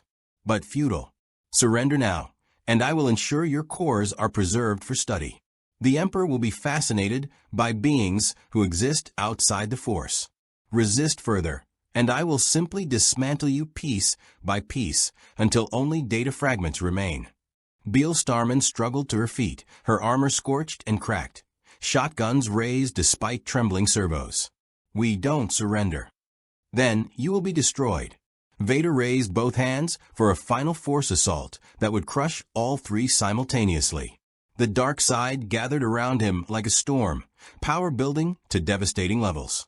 This would end them, shatter their cores, reduce them to scattered data that would dissipate across Hoth's frozen wastes. A blue lightsaber ignited in the smoke. Luke Skywalker stood 20 meters away, his X-Wing crash-landed behind him, his expression set with determination that masked deep fear. He'd felt Vader's presence through the Force, sensed the three warriors fighting desperately, and made the hardest choice of his young life, to land and intervene rather than escape with the others. "Leave them alone," Luke shouted, his voice cracking slightly but his stance firm. Vader's hands lowered slowly. He turned to face the young pilot, and through the Force, recognition flowed like ice water through his mechanical veins. The Force presence before him was powerful, untrained but burning with potential. And it was familiar, impossibly, terrifyingly familiar. "Who are you?" Vader asked, though part of him already knew the answer. I'm someone who won't let you murder people who are helping us. Luke activated his lightsaber fully, the blade humming with barely contained energy. His form was amateur, his stance betraying limited training, but his courage was undeniable. The three Digimon used the distraction to regroup, pulling back to a defensive position. Their reserves were critical, but they were still functional. Barely. Kid's got guts, Gundramon muttered. Stupid guts, but guts. He's buying us time, Beale Starman realized.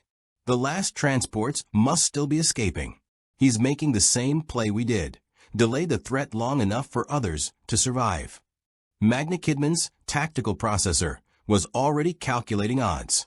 He's powerful in that force energy, but untrained. Against Vader, he'll last perhaps 3 minutes before being killed or captured. We cannot allow that. Honor demands. I know what honor demands, Beale Starman interrupted. She tried to stand, but her legs wouldn't support her weight. Systems failing. Core temperature critical. Energy reserves, 35% and dropping. But we can barely stand. What can we do? Vader and Luke circled each other slowly, lightsabers raised. The Dark Lord studied the young man with intensity that bordered on desperation. The Force swirled between them, light and dark in conflict, and Vader sensed something that made his mechanical heart ache with emotions he'd thought long buried.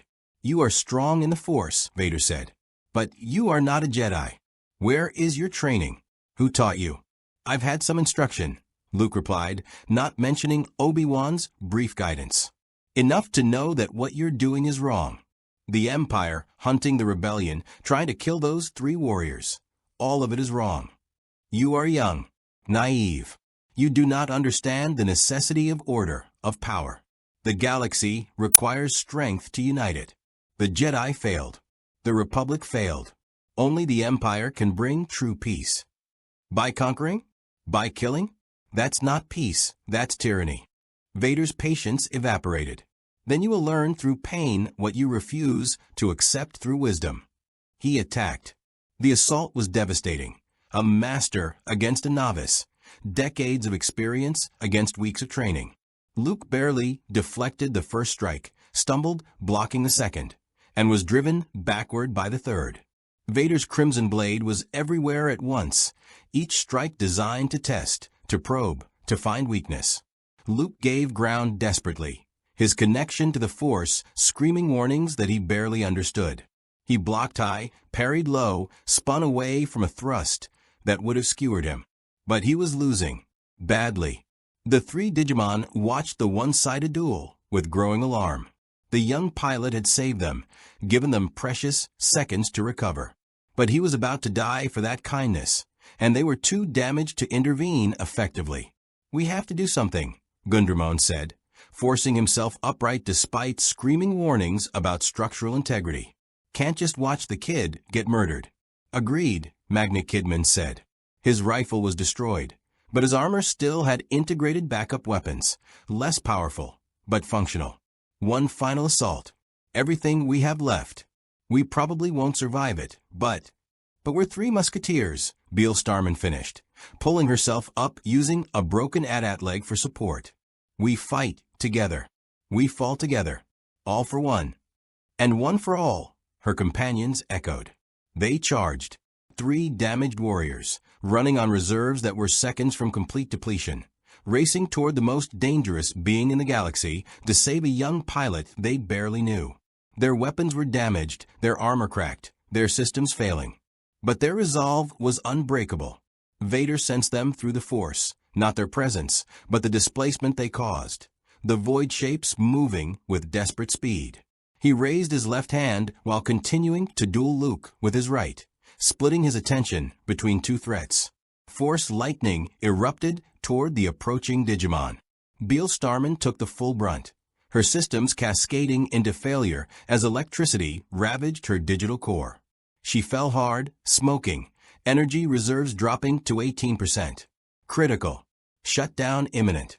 Gundramon and Magna Kidman pressed through, firing what remained of their weapons at Vader's exposed back. The shots struck his armor, not penetrating but staggering him, breaking his concentration on Luke for a crucial second.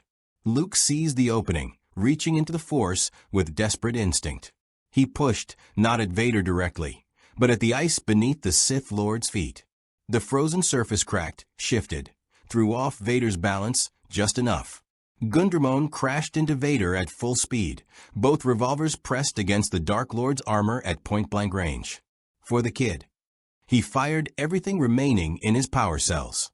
The detonation was spectacular.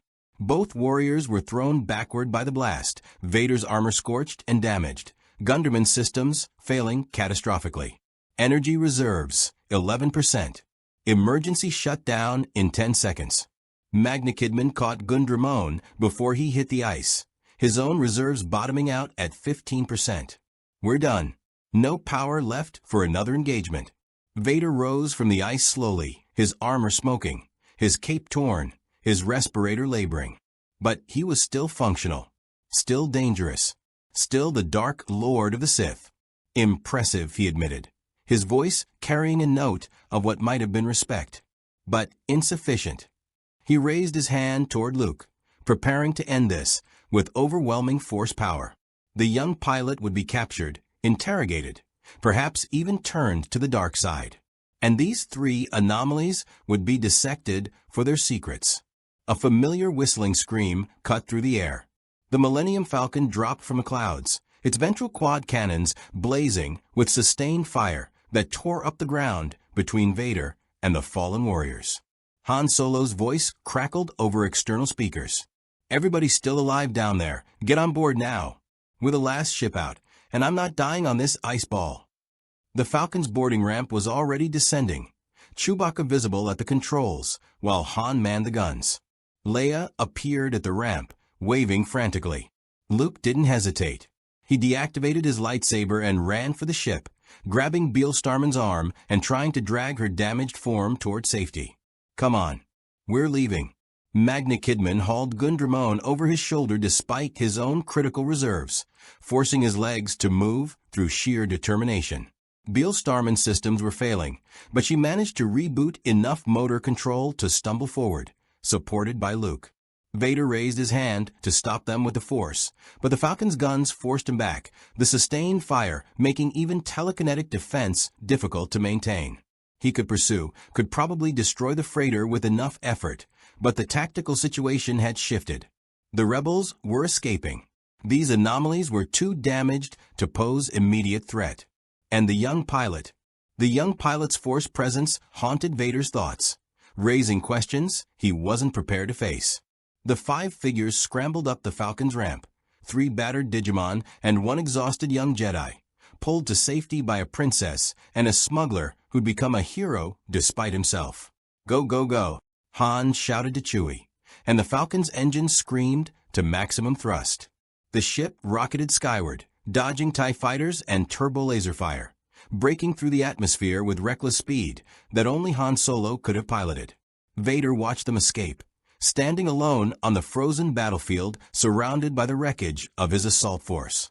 Around him, snowtroopers were regrouping, damaged walkers being salvaged, wounded being evacuated.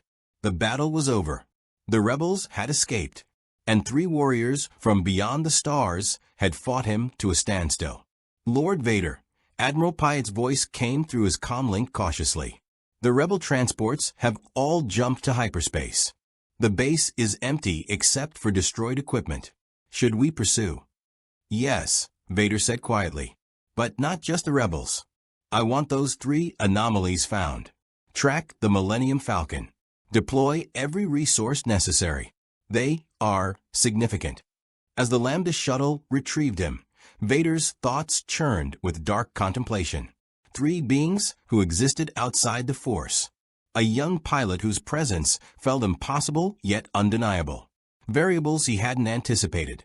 Pieces on a galactic board that refused to follow expected moves.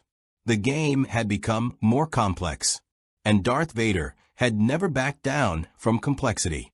The Millennium Falcon shuddered as it made the jump to hyperspace, the stars stretching into lines before snapping into the familiar blue-white tunnel of faster-than-light travel. In the main hold, The aftermath of the Battle of Hoth lay scattered across every surface. Damaged equipment, medical supplies, exhausted rebels, and 3 digital warriors in critical condition. Beale Starman sat propped against the wall, her armor scorched and cracked, multiple systems offline. Warning lights pulsed across her chest plate in rhythms that spoke of imminent shutdown.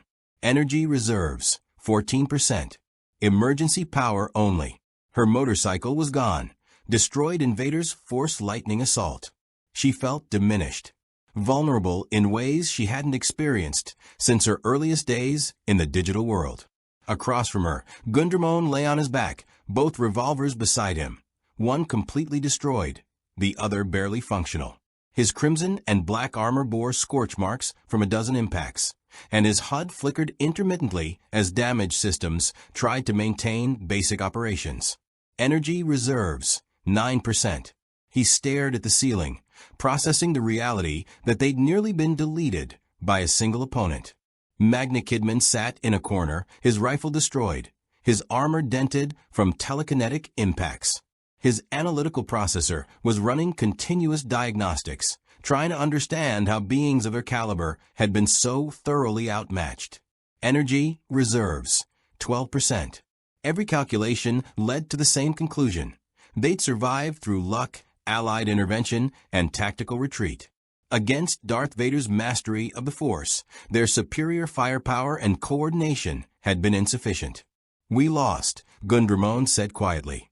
It wasn't self-pity, just statement of fact. "That's not something I'm used to saying." "We survived," Beale Starman corrected, though her voice carried the weight of their near defeat. The mission was to delay the Imperial assault long enough for evacuation to succeed. We accomplished that. The rebels escaped. We're alive. That's not a loss. It's a tactical victory purchased at high cost. "Feels like a loss," Magna Kidman murmured. "That Sith Lord's power. The way he manipulated energy we couldn't even perceive.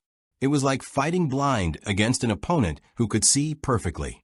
Our weapons, our speed, our coordination, all advantages rendered marginal by his force abilities." Princess Leia entered the hold, followed by C-3PO and R2-D2.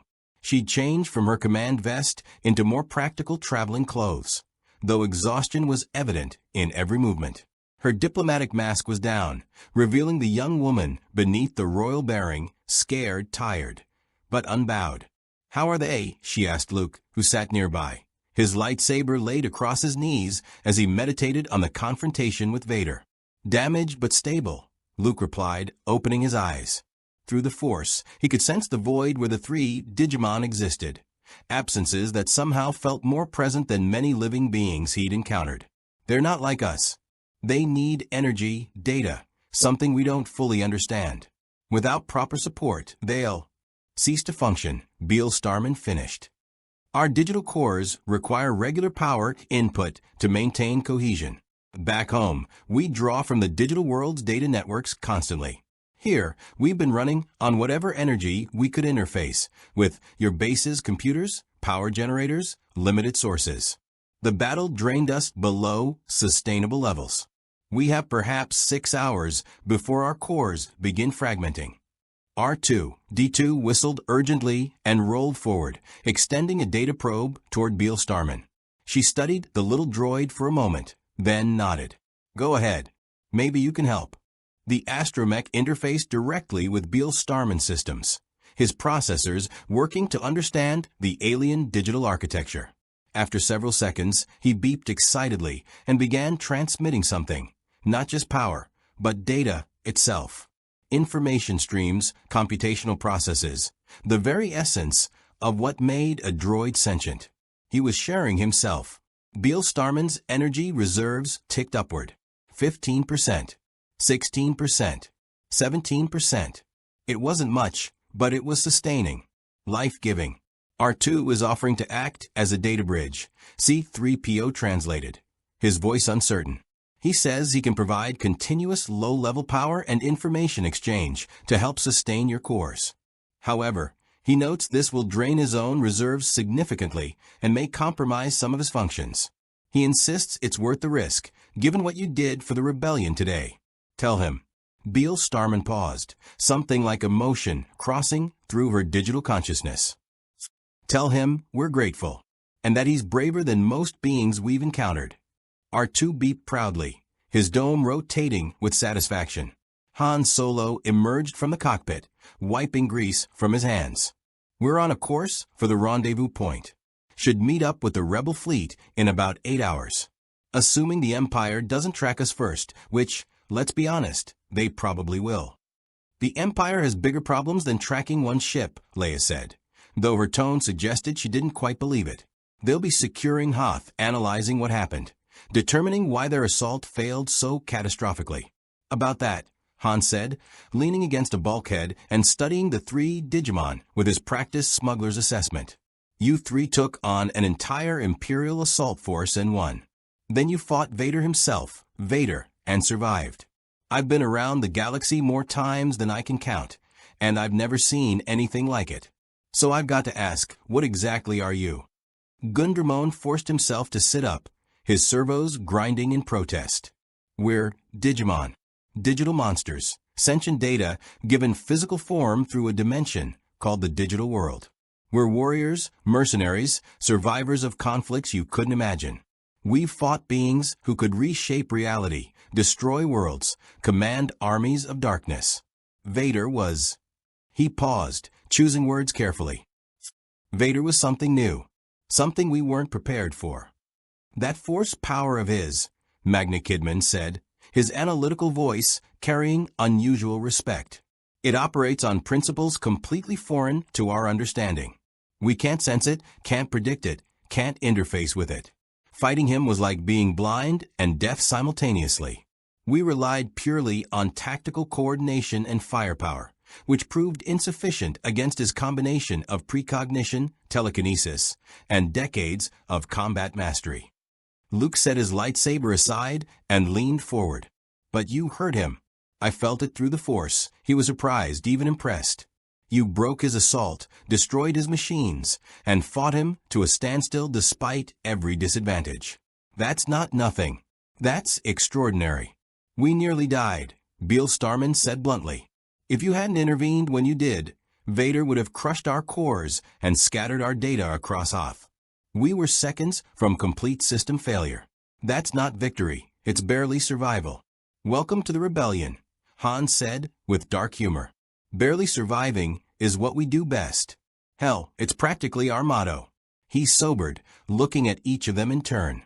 But seriously, you bought us the time we needed. 15 transports made it out because you 3 held the line.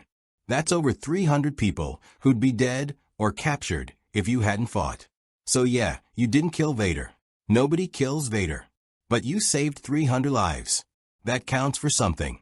Chewbacca's roar echoed from the cockpit, a warning about proximity sensors detecting something. Han was moving before the Wookiee finished his alert, sprinting back to the pilot seat. Chewie, what V we got? The answer came in the form of Imperial Star destroyers dropping out of hyperspace directly in their path. Not 1 or 2, 6 of them, arrayed in a blockade formation that covered every possible escape vector. The Executor loomed largest among them, a superstar destroyer whose shadow could swallow cities. Oh, you gotta be kidding me, Han muttered, his hands flying across the controls. They tracked us. How did they track us this fast? Leia was already at the comm station, her diplomatic training warring with rising panic. They must have attached a tracking device during our escape, probably when we were loading wounded. Standard Imperial protocol for high-value targets. We're not just high-value, Luke said quietly, his connection to the Force thrumming with dark certainty. Vader wants us specifically, the 3 Digimon, and... He paused, not wanting to voice his suspicion. And me. He wants me personally. The comm crackled to life, and Darth Vader's mechanical breathing filled the Falcon's hold. When he spoke, his voice carried the weight of absolute authority. Millennium Falcon, you will surrender immediately and prepare to be boarded. Your passengers are wanted for interrogation. Resistance will result in the destruction of your vessel and the death of everyone aboard. You have 30 seconds to comply. Han's response was immediate. Yeah, Well, you can take your 30 seconds and shove them up your... Leia cut the comm before he could finish. We can't fight 6-star destroyers, she said, her royal composure cracking.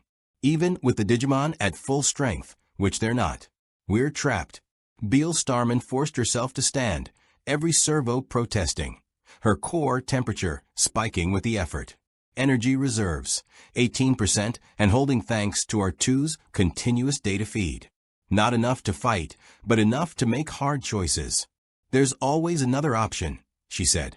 Her crimson optics swept across the assembled group, rebels, smugglers, droids, and one young Force user who didn't yet understand his own importance. Tactical assessment. We can't outrun them, can't outfight them, can't negotiate with them. But we can make ourselves too costly to capture. What are you suggesting? Leia asked, though her expression suggested she already knew. Hostage situations resolve in one of 3 ways, Magna Kidman said, his tactical processor laying out scenarios with cold logic. Compliance, combat, or elimination of hostage value. We've eliminated compliance. Combat is suicide. Therefore, you're suggesting we threaten to destroy ourselves? Luke's voice carried horror. That's insane. That's survival, Gundramon corrected, standing beside his companions despite warning lights screaming across his HUD. Vader wants us intact for study. The Empire wants to understand how we exist outside the Force, wants to weaponize us, wants to dissect our cores and reverse engineer our technology. If we make it clear we'll trigger catastrophic core detonations rather than be captured, we become worthless to them. And if I call that bluff? Han demanded. It's not a bluff, Beale Starman said. Our digital cores contain compressed data equivalent to small stars. If we overload them simultaneously in an uncontrolled cascade, the resulting energy release would vaporize this ship and damage any star destroyer within blast radius. We'd rather cease to exist than become the Empire's weapons. The silence that followed was heavy with implications. R2-D2 beeped frantically, his distress evident even without translation. C-3PO wrung his hands in mechanical anxiety. Leia's face had gone pale. Luke looked sick. There has to be another way, the young Jedi said desperately. We didn't save you from Vader just to watch you kill yourselves. Then help us find one, Beale Starman challenged. Because I'm open to suggestions, but our tactical processor gives us approximately 90 seconds before the Empire begins boarding procedures. After that, we're out of leverage. Han was already at the NAV computer, his fingers flying across controls as he searched for any hyperspace vector that wasn't blocked. Nothing. The Imperial formation was perfect, their spacing calculated to prevent any escape. Whoever was coordinating this blockade understood pursuit tactics at a master level. Wait, Leia said suddenly. Vader wants them alive for study. He wants Luke for whatever reason drove him to let us escape Hoth. He has leverage over us, but we have leverage over him too. He can't simply destroy the Falcon without losing what he came for. So we negotiate? Han sounded skeptical. With Darth Vader? The guy who tortures people for fun. Not negotiate, Luke said, something crystallizing in his mind. Through the Force, he'd sensed something during their confrontation on Hoth, recognition, conflict, buried emotions that Vader had tried to suppress. I'll surrender. Trade myself for everyone else's freedom. Vader wants me specifically. If I give myself up, he'll let you go. Absolutely not, Leia said immediately. Luke, you can't. It's the only play that makes sense, Luke interrupted, his voice carrying certainty beyond his ears. The Force is telling me something important is supposed to happen, something that involves Vader and me. I don't understand it yet, but I need to trust it. If I surrender, everyone else escapes. The rebellion survives. You 3 get the help you need. It's the logical choice. Beale Starman studied the young human, her tactical processor analyzing his offer from every angle. You trade yourself for 3 beings you barely know? We're not even from your universe. We have no claim on your loyalty or sacrifice. You saved the rebellion, Luke said simply. You fought when you didn't have to, risked everything for people who couldn't repay you. That's not a debt I'll ignore. Besides, he touched his lightsaber, feeling its weight, both physical and symbolic. I think Vader and I have a conversation that's been delayed too long. The Force is pushing us together. Fighting that seems wrong. The comm crackled again. Vader's voice had taken on an edge of impatience. Your time is expired. Lower your shields and prepare to be boarded. This is your final warning. Luke's right, Gundramon said suddenly. Everyone turned to stare at the damaged Digimon. What? I'm a mercenary, not heartless. The kid's making a tactical decision based on available data. Vader wants him alive, needs him for something. That makes Luke valuable, which means he's got negotiating power. Meanwhile, we're half-dead liabilities who can't even walk straight. Let the kid make his play. I'm not letting anyone sacrifice themselves, Han said firmly. But his hands on the controls betrayed his uncertainty. He'd been in enough tight spots to know when the cards were stacked against them. Magna Kidman's analytical processor finished running probability matrices. Luke's surrender buys us time. The Empire gets a high-value prisoner, we escape to fight another day, and the Rebellion retains 3 potentially valuable assets, us, once we recover. From a pure tactical standpoint, it's the optimal outcome given our constraints. Since when do we do optimal?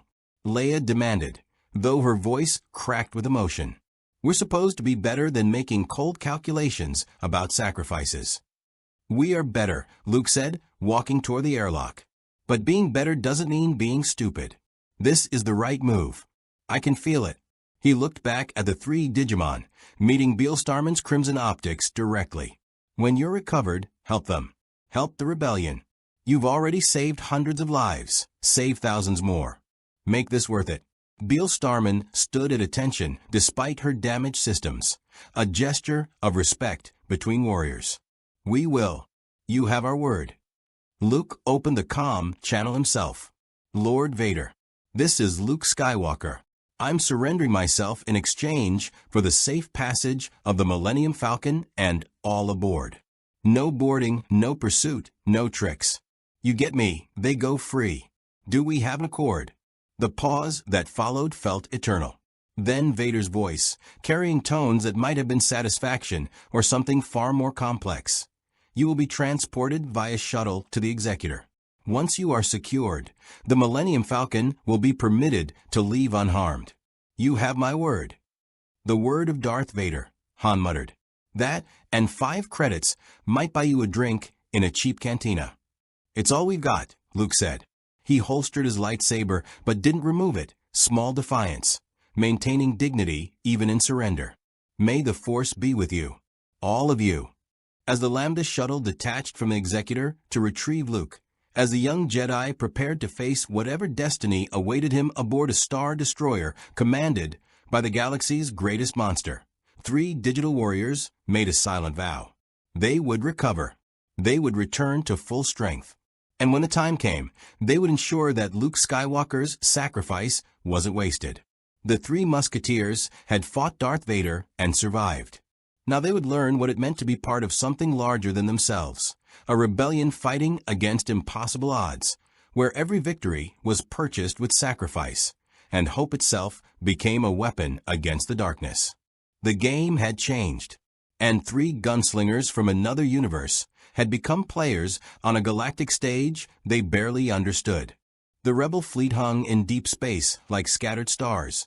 Dozens of ships clustered around medical frigates and supply vessels that represented everything the rebellion had managed to salvage from Hoth. The Millennium Falcon docked with the medical frigate Redemption, its battered hull a testament to yet another narrow escape from Imperial forces. Princess Leia stood at the airlock as the medical teams rushed aboard, her face a mask of royal composure that barely concealed the grief beneath. Luke was gone, captured by Vader in exchange for their freedom. The victory at Hoth, the successful evacuation, the survival of hundreds, felt hollow when weighed against the loss of one young Jedi who'd become far more important to the rebellion than anyone had anticipated. "Get the wounded to Medical Bay immediately," she commanded, watching as rebel soldiers were carried out on stretchers. "Priority to critical cases. And someone get me General Regan. I need a full fleet status report within the hour."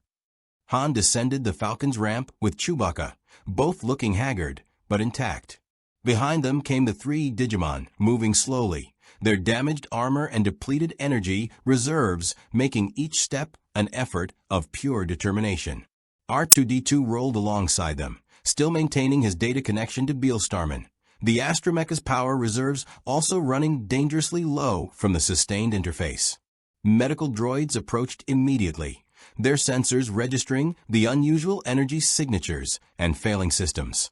They hesitated, programming designed for biological injuries, unable to process what they were encountering. "They're not wounded, they're depleted," Leia said, stepping forward with the authority that came naturally to royalty. "They need access to computer systems, power generators, anything with substantial data processing capability. Dr. Colonia, can the redemption systems accommodate them?" The chief medical officer studied her datapad, which displayed readings from the medical droid's initial scans. "Your Highness, these beings are operating at critical power levels. Their cores are approaching shutdown thresholds. We have auxiliary computer banks in the lower decks that might provide what they need, but I can't guarantee compatibility or safety." "We'll manage," Beelstarman said, her voice synthesizer crackling slightly. "We've interfaced with dozens of different technology types across multiple dimensions. Your systems are primitive but functional. Just give us access and stand clear.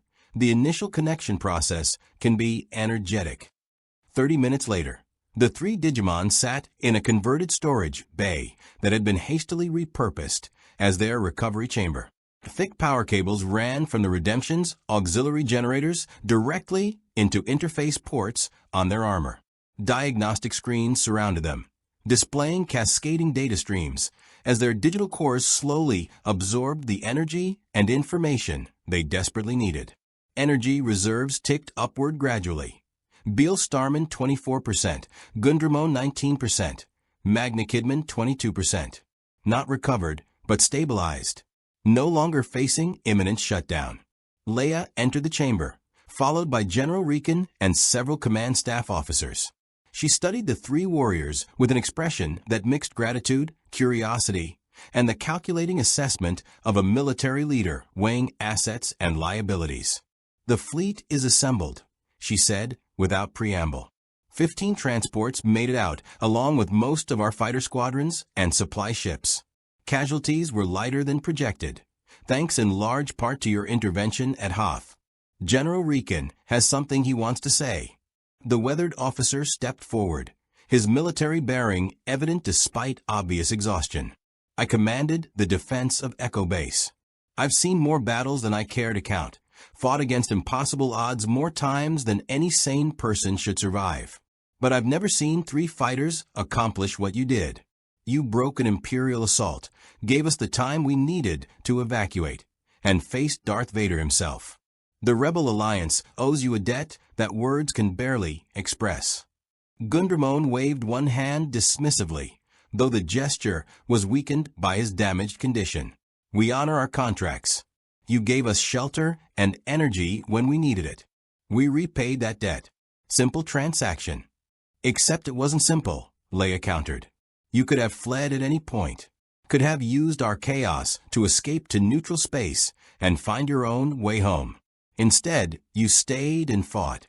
That's not just honoring a contract, that's choosing a side. Whether you intended to or not, you become part of this war." Magna Kidman's analytical processor churned through the implications. "We're from another universe. We don't belong in your galactic conflict. Our goal remains finding a way home, back to the digital world." "I understand that," Leia said, her diplomatic training evident in her carefully chosen words. "But the reality is that the Empire now knows you exist. Vader experienced your capabilities firsthand. He won't stop hunting you. You're too dangerous to ignore and too valuable to let escape. Whether you want to be part of this war or not, the Empire has made that choice for you." Beelstarman's crimson optics fixed on the princess with unsettling intensity. "You're saying we're targets now. That hiding won't work. Neutrality isn't an option. And our only realistic survival strategy is to align fully with your rebellion." "I'm saying," Leia replied carefully, that we can help each other. You need resources to survive in this galaxy: energy, technology, information about potential dimensional rifts, or anomalies that might lead home. The rebellion can provide those resources. In exchange, we need fighters capable of standing against the Empire's greatest weapons. It's a partnership, not servitude. A partnership where we don't really have alternatives, Gundramon said, though his tone carried more amusement than resentment. Smart play, princess. Offer help while making it clear refusing would be suicidal. You'd make a good crime boss back in the digital world. Leia's lips quirked in something that might have been a smile. I'll take that as a compliment. So what's your answer? Join the rebellion officially, or try to survive alone against an empire that controls most of the galaxy. The three Digimon exchanged glances, their encrypted communication channels carrying rapid tactical analysis. They'd survived countless conflicts across the digital world, always as independent mercenaries who chose their battles and answered to no authority but their own. But this situation was different. They were damaged, depleted, trapped in an alien universe with enemies they barely understood. And they'd made a promise to a young Jedi who'd sacrifice himself for their freedom. We'll join, Beal Starman said finally. But on our terms. We're not soldiers who follow orders blindly. We're specialists. You point us at problems that need unconventional solutions, and we solve them our way. We maintain operational independence, but we work toward your strategic objectives. Think of us as extreme consultants. General Riken actually laughed at that. Extreme consultants. I've heard worse descriptions of special operations units. Can you accept those terms, Your Highness? Leia extended her hand toward Beal Starman. Welcome to the rebellion. We're honored to have three warriors of your caliber fighting alongside us. Beal Starman clasped the offered hand carefully, her armored gauntlet dwarfing Leia's slender fingers. Don't get too comfortable. Once we find a way home, we're gone. This alliance lasts as long as our interests align. Understood. Now about Luke. We'll get him back, Gundramon interrupted, his voice carrying absolute certainty. The kid traded himself for us. That's a debt that demands repayment. Besides, he's force-sensitive, powerful, and Vader's specifically interested in him. That makes him strategically valuable to both sides. We'll find where they're holding him, extract him, and make the Empire regret taking him in the first place. It's not that simple, Riken said. Vader will have him aboard a Star Destroyer, possibly the Executor itself. That ship is a fortress, 60,000 crew, thousands of stormtroopers, and the most advanced security systems in the Imperial fleet. A rescue mission would be suicide. Good thing we specialize in suicide missions, Magna Kidman said. His tactical processor was already formulating extraction scenarios, analyzing Imperial ship schematics that R2-D2 had provided during their data exchange. Give us time to recover and repair. Provide intelligence on Imperial fleet movements. We'll plan a rescue operation that nobody will see coming. Han Solo, who'd been listening from the doorway, stepped into the chamber with Chewbacca at his side. Count me in. Luke stuck his neck out for all of us more times than I can count. If you three are planning something crazy to get him back, the Falcon and I are volunteering. Han, Leia started. Don't pawn me, your worship. The kid's my friend. Maybe my only real friend, besides Chewie here.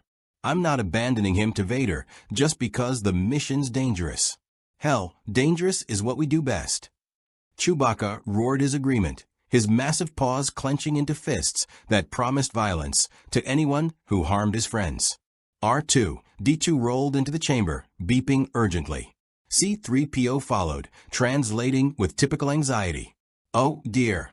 R2 says he's detected unusual energy patterns in the lower decks. Residual traces from the dimensional rift that brought our three friends here.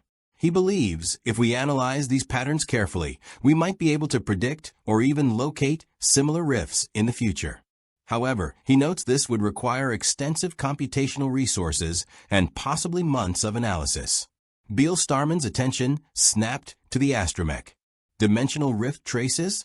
That's our ticket home. If we can map the energy signatures, understand the mechanism that pulled us here, we might be able to reverse the process or locate stable gateways back to the digital world. But that would take months, Leia said. Months during which the Empire continues to hunt you, continues to threaten the rebellion. Can you afford to wait that long? Can we afford not to? Magna Kidman countered. Our primary objective remains returning home. Everything else, the rebellion, the Empire, even rescuing your Jedi, is secondary to that goal. Except, Beale Starman said slowly, the kid made it primary. He traded himself so we'd survive. That changes the equation. Honor demands we prioritize his rescue before pursuing our own interests. All for one, Gundramon said quietly. And one for all, his companions echoed. The phrase hung in the air, carrying weight that transcended language barriers.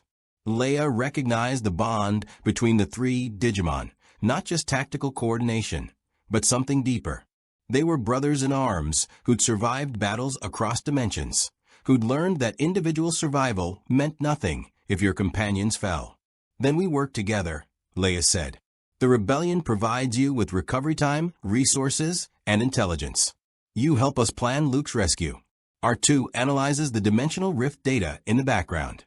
We achieve our objectives collaboratively rather than competitively. Everyone wins. Except the Empire, Han noted with satisfaction. Especially the Empire, Beale Starman agreed. Over the next hours, as the rebel fleet jumped to a new hidden location, as the three Digimon continued their recovery and their energy reserves slowly climbed towards sustainable levels, plans began to take shape. Intelligence officers compiled everything known about Imperial detention protocols. Technicians worked with R2-D2 to analyze dimensional energy patterns. Medical droids studied the Digimon's unique physiology, trying to understand how to better support their recovery. And in a meditation chamber aboard the Redemption, Princess Leia sat alone, thinking about a young farm boy from Tatooine who'd become so much more, about three digital warriors from another universe who'd chosen to stand and fight, about the impossible war she was trying to win against an empire that controlled the stars. May the Force be with you, Luke, she whispered to the darkness. Wherever you are, we're coming for you. Aboard the Superstar Destroyer Executor, in a detention cell designed to hold Force-sensitive prisoners, Luke Skywalker sat in meditation, trying to process everything that had happened. The Battle of Hoth, the three impossible warriors, the confrontation with Vader, the sacrifice he'd made. And through the Force, he could feel something approaching, a conversation, a confrontation, revelation that would change everything he thought he knew about himself and his destiny. The door to his cell hissed open. Darth Vader stood in the doorway, backlit by harsh corridor lights, a silhouette of mechanical power and dark purpose. Luke Skywalker, Vader said, we need to talk. About your father. About who you truly are. About the destiny that awaits you. Luke stood, facing the Dark Lord without fear, the Force swirling between them with promise and threat in equal measure. The game was still being played. And three digital gunslingers, recovering their strength in a distant corner of the galaxy, prepared to make a move that would remind the Empire why underestimating unknown variables was always a fatal mistake. Three musketeers had entered a galaxy far, far away. They'd survived their first battle. Now they would show the Empire what it meant to fight beings who existed outside every rule, every expectation, every carefully calculated strategy. The Force bound all things in the galaxy. But some warriors answered to different powers entirely, and that made them the most dangerous players of all. The galaxy would remember the Battle of Hoth for many reasons. The rebellion's desperate evacuation, the Empire's failed assault, the first major confrontation between Luke Skywalker and Darth Vader. But whispered in cantinas across 1,000 worlds, told by soldiers who'd been there, recorded in intelligence reports that would never see official circulation, was another story. Three armored warriors had appeared from nowhere, fought with weapons that defied understanding, and stood against the Empire's greatest weapon to a standstill. They called themselves Digimon, digital monsters from beyond the stars, and they'd chosen to fight alongside the rebellion not from ideology or politics, but from something simpler and more profound, honor. Beale Starman, Gundramon, and Magna Kidman had survived their introduction to the Star Wars galaxy, but they'd been changed by it. They'd learned that power alone wasn't enough against enemies who wielded the Force. They discovered that sometimes the greatest strength came from fighting for others rather than yourself. And they'd made promises to a young Jedi that would shape their actions in ways they couldn't yet predict. The Empire, for its part, had learned that the galaxy contained threats beyond their careful catalogs and strategic assessments. 3 beings who existed outside the Force, who fought with coordination that suggested centuries of experience, who refused to bow to overwhelming power. Darth Vader had fought them personally and found them worthy, dangerous, significant. The hunt was far from over. Resources would be allocated. Fleets would be deployed. The Emperor himself would eventually take interest in these anomalies who defied everything he understood about the galaxy's order. But the 3 Musketeers had faced worse. They'd survived wars across dimensions, battles against demon lords and digital gods, conflicts that made the galactic civil war seem small by comparison. They would adapt. They would fight. And they would never stop searching for a way home. For now, they had a Jedi to rescue, a rebellion to support, and an empire to remind that some warriors answered to no power but their own code of honor. All for one, and one for all.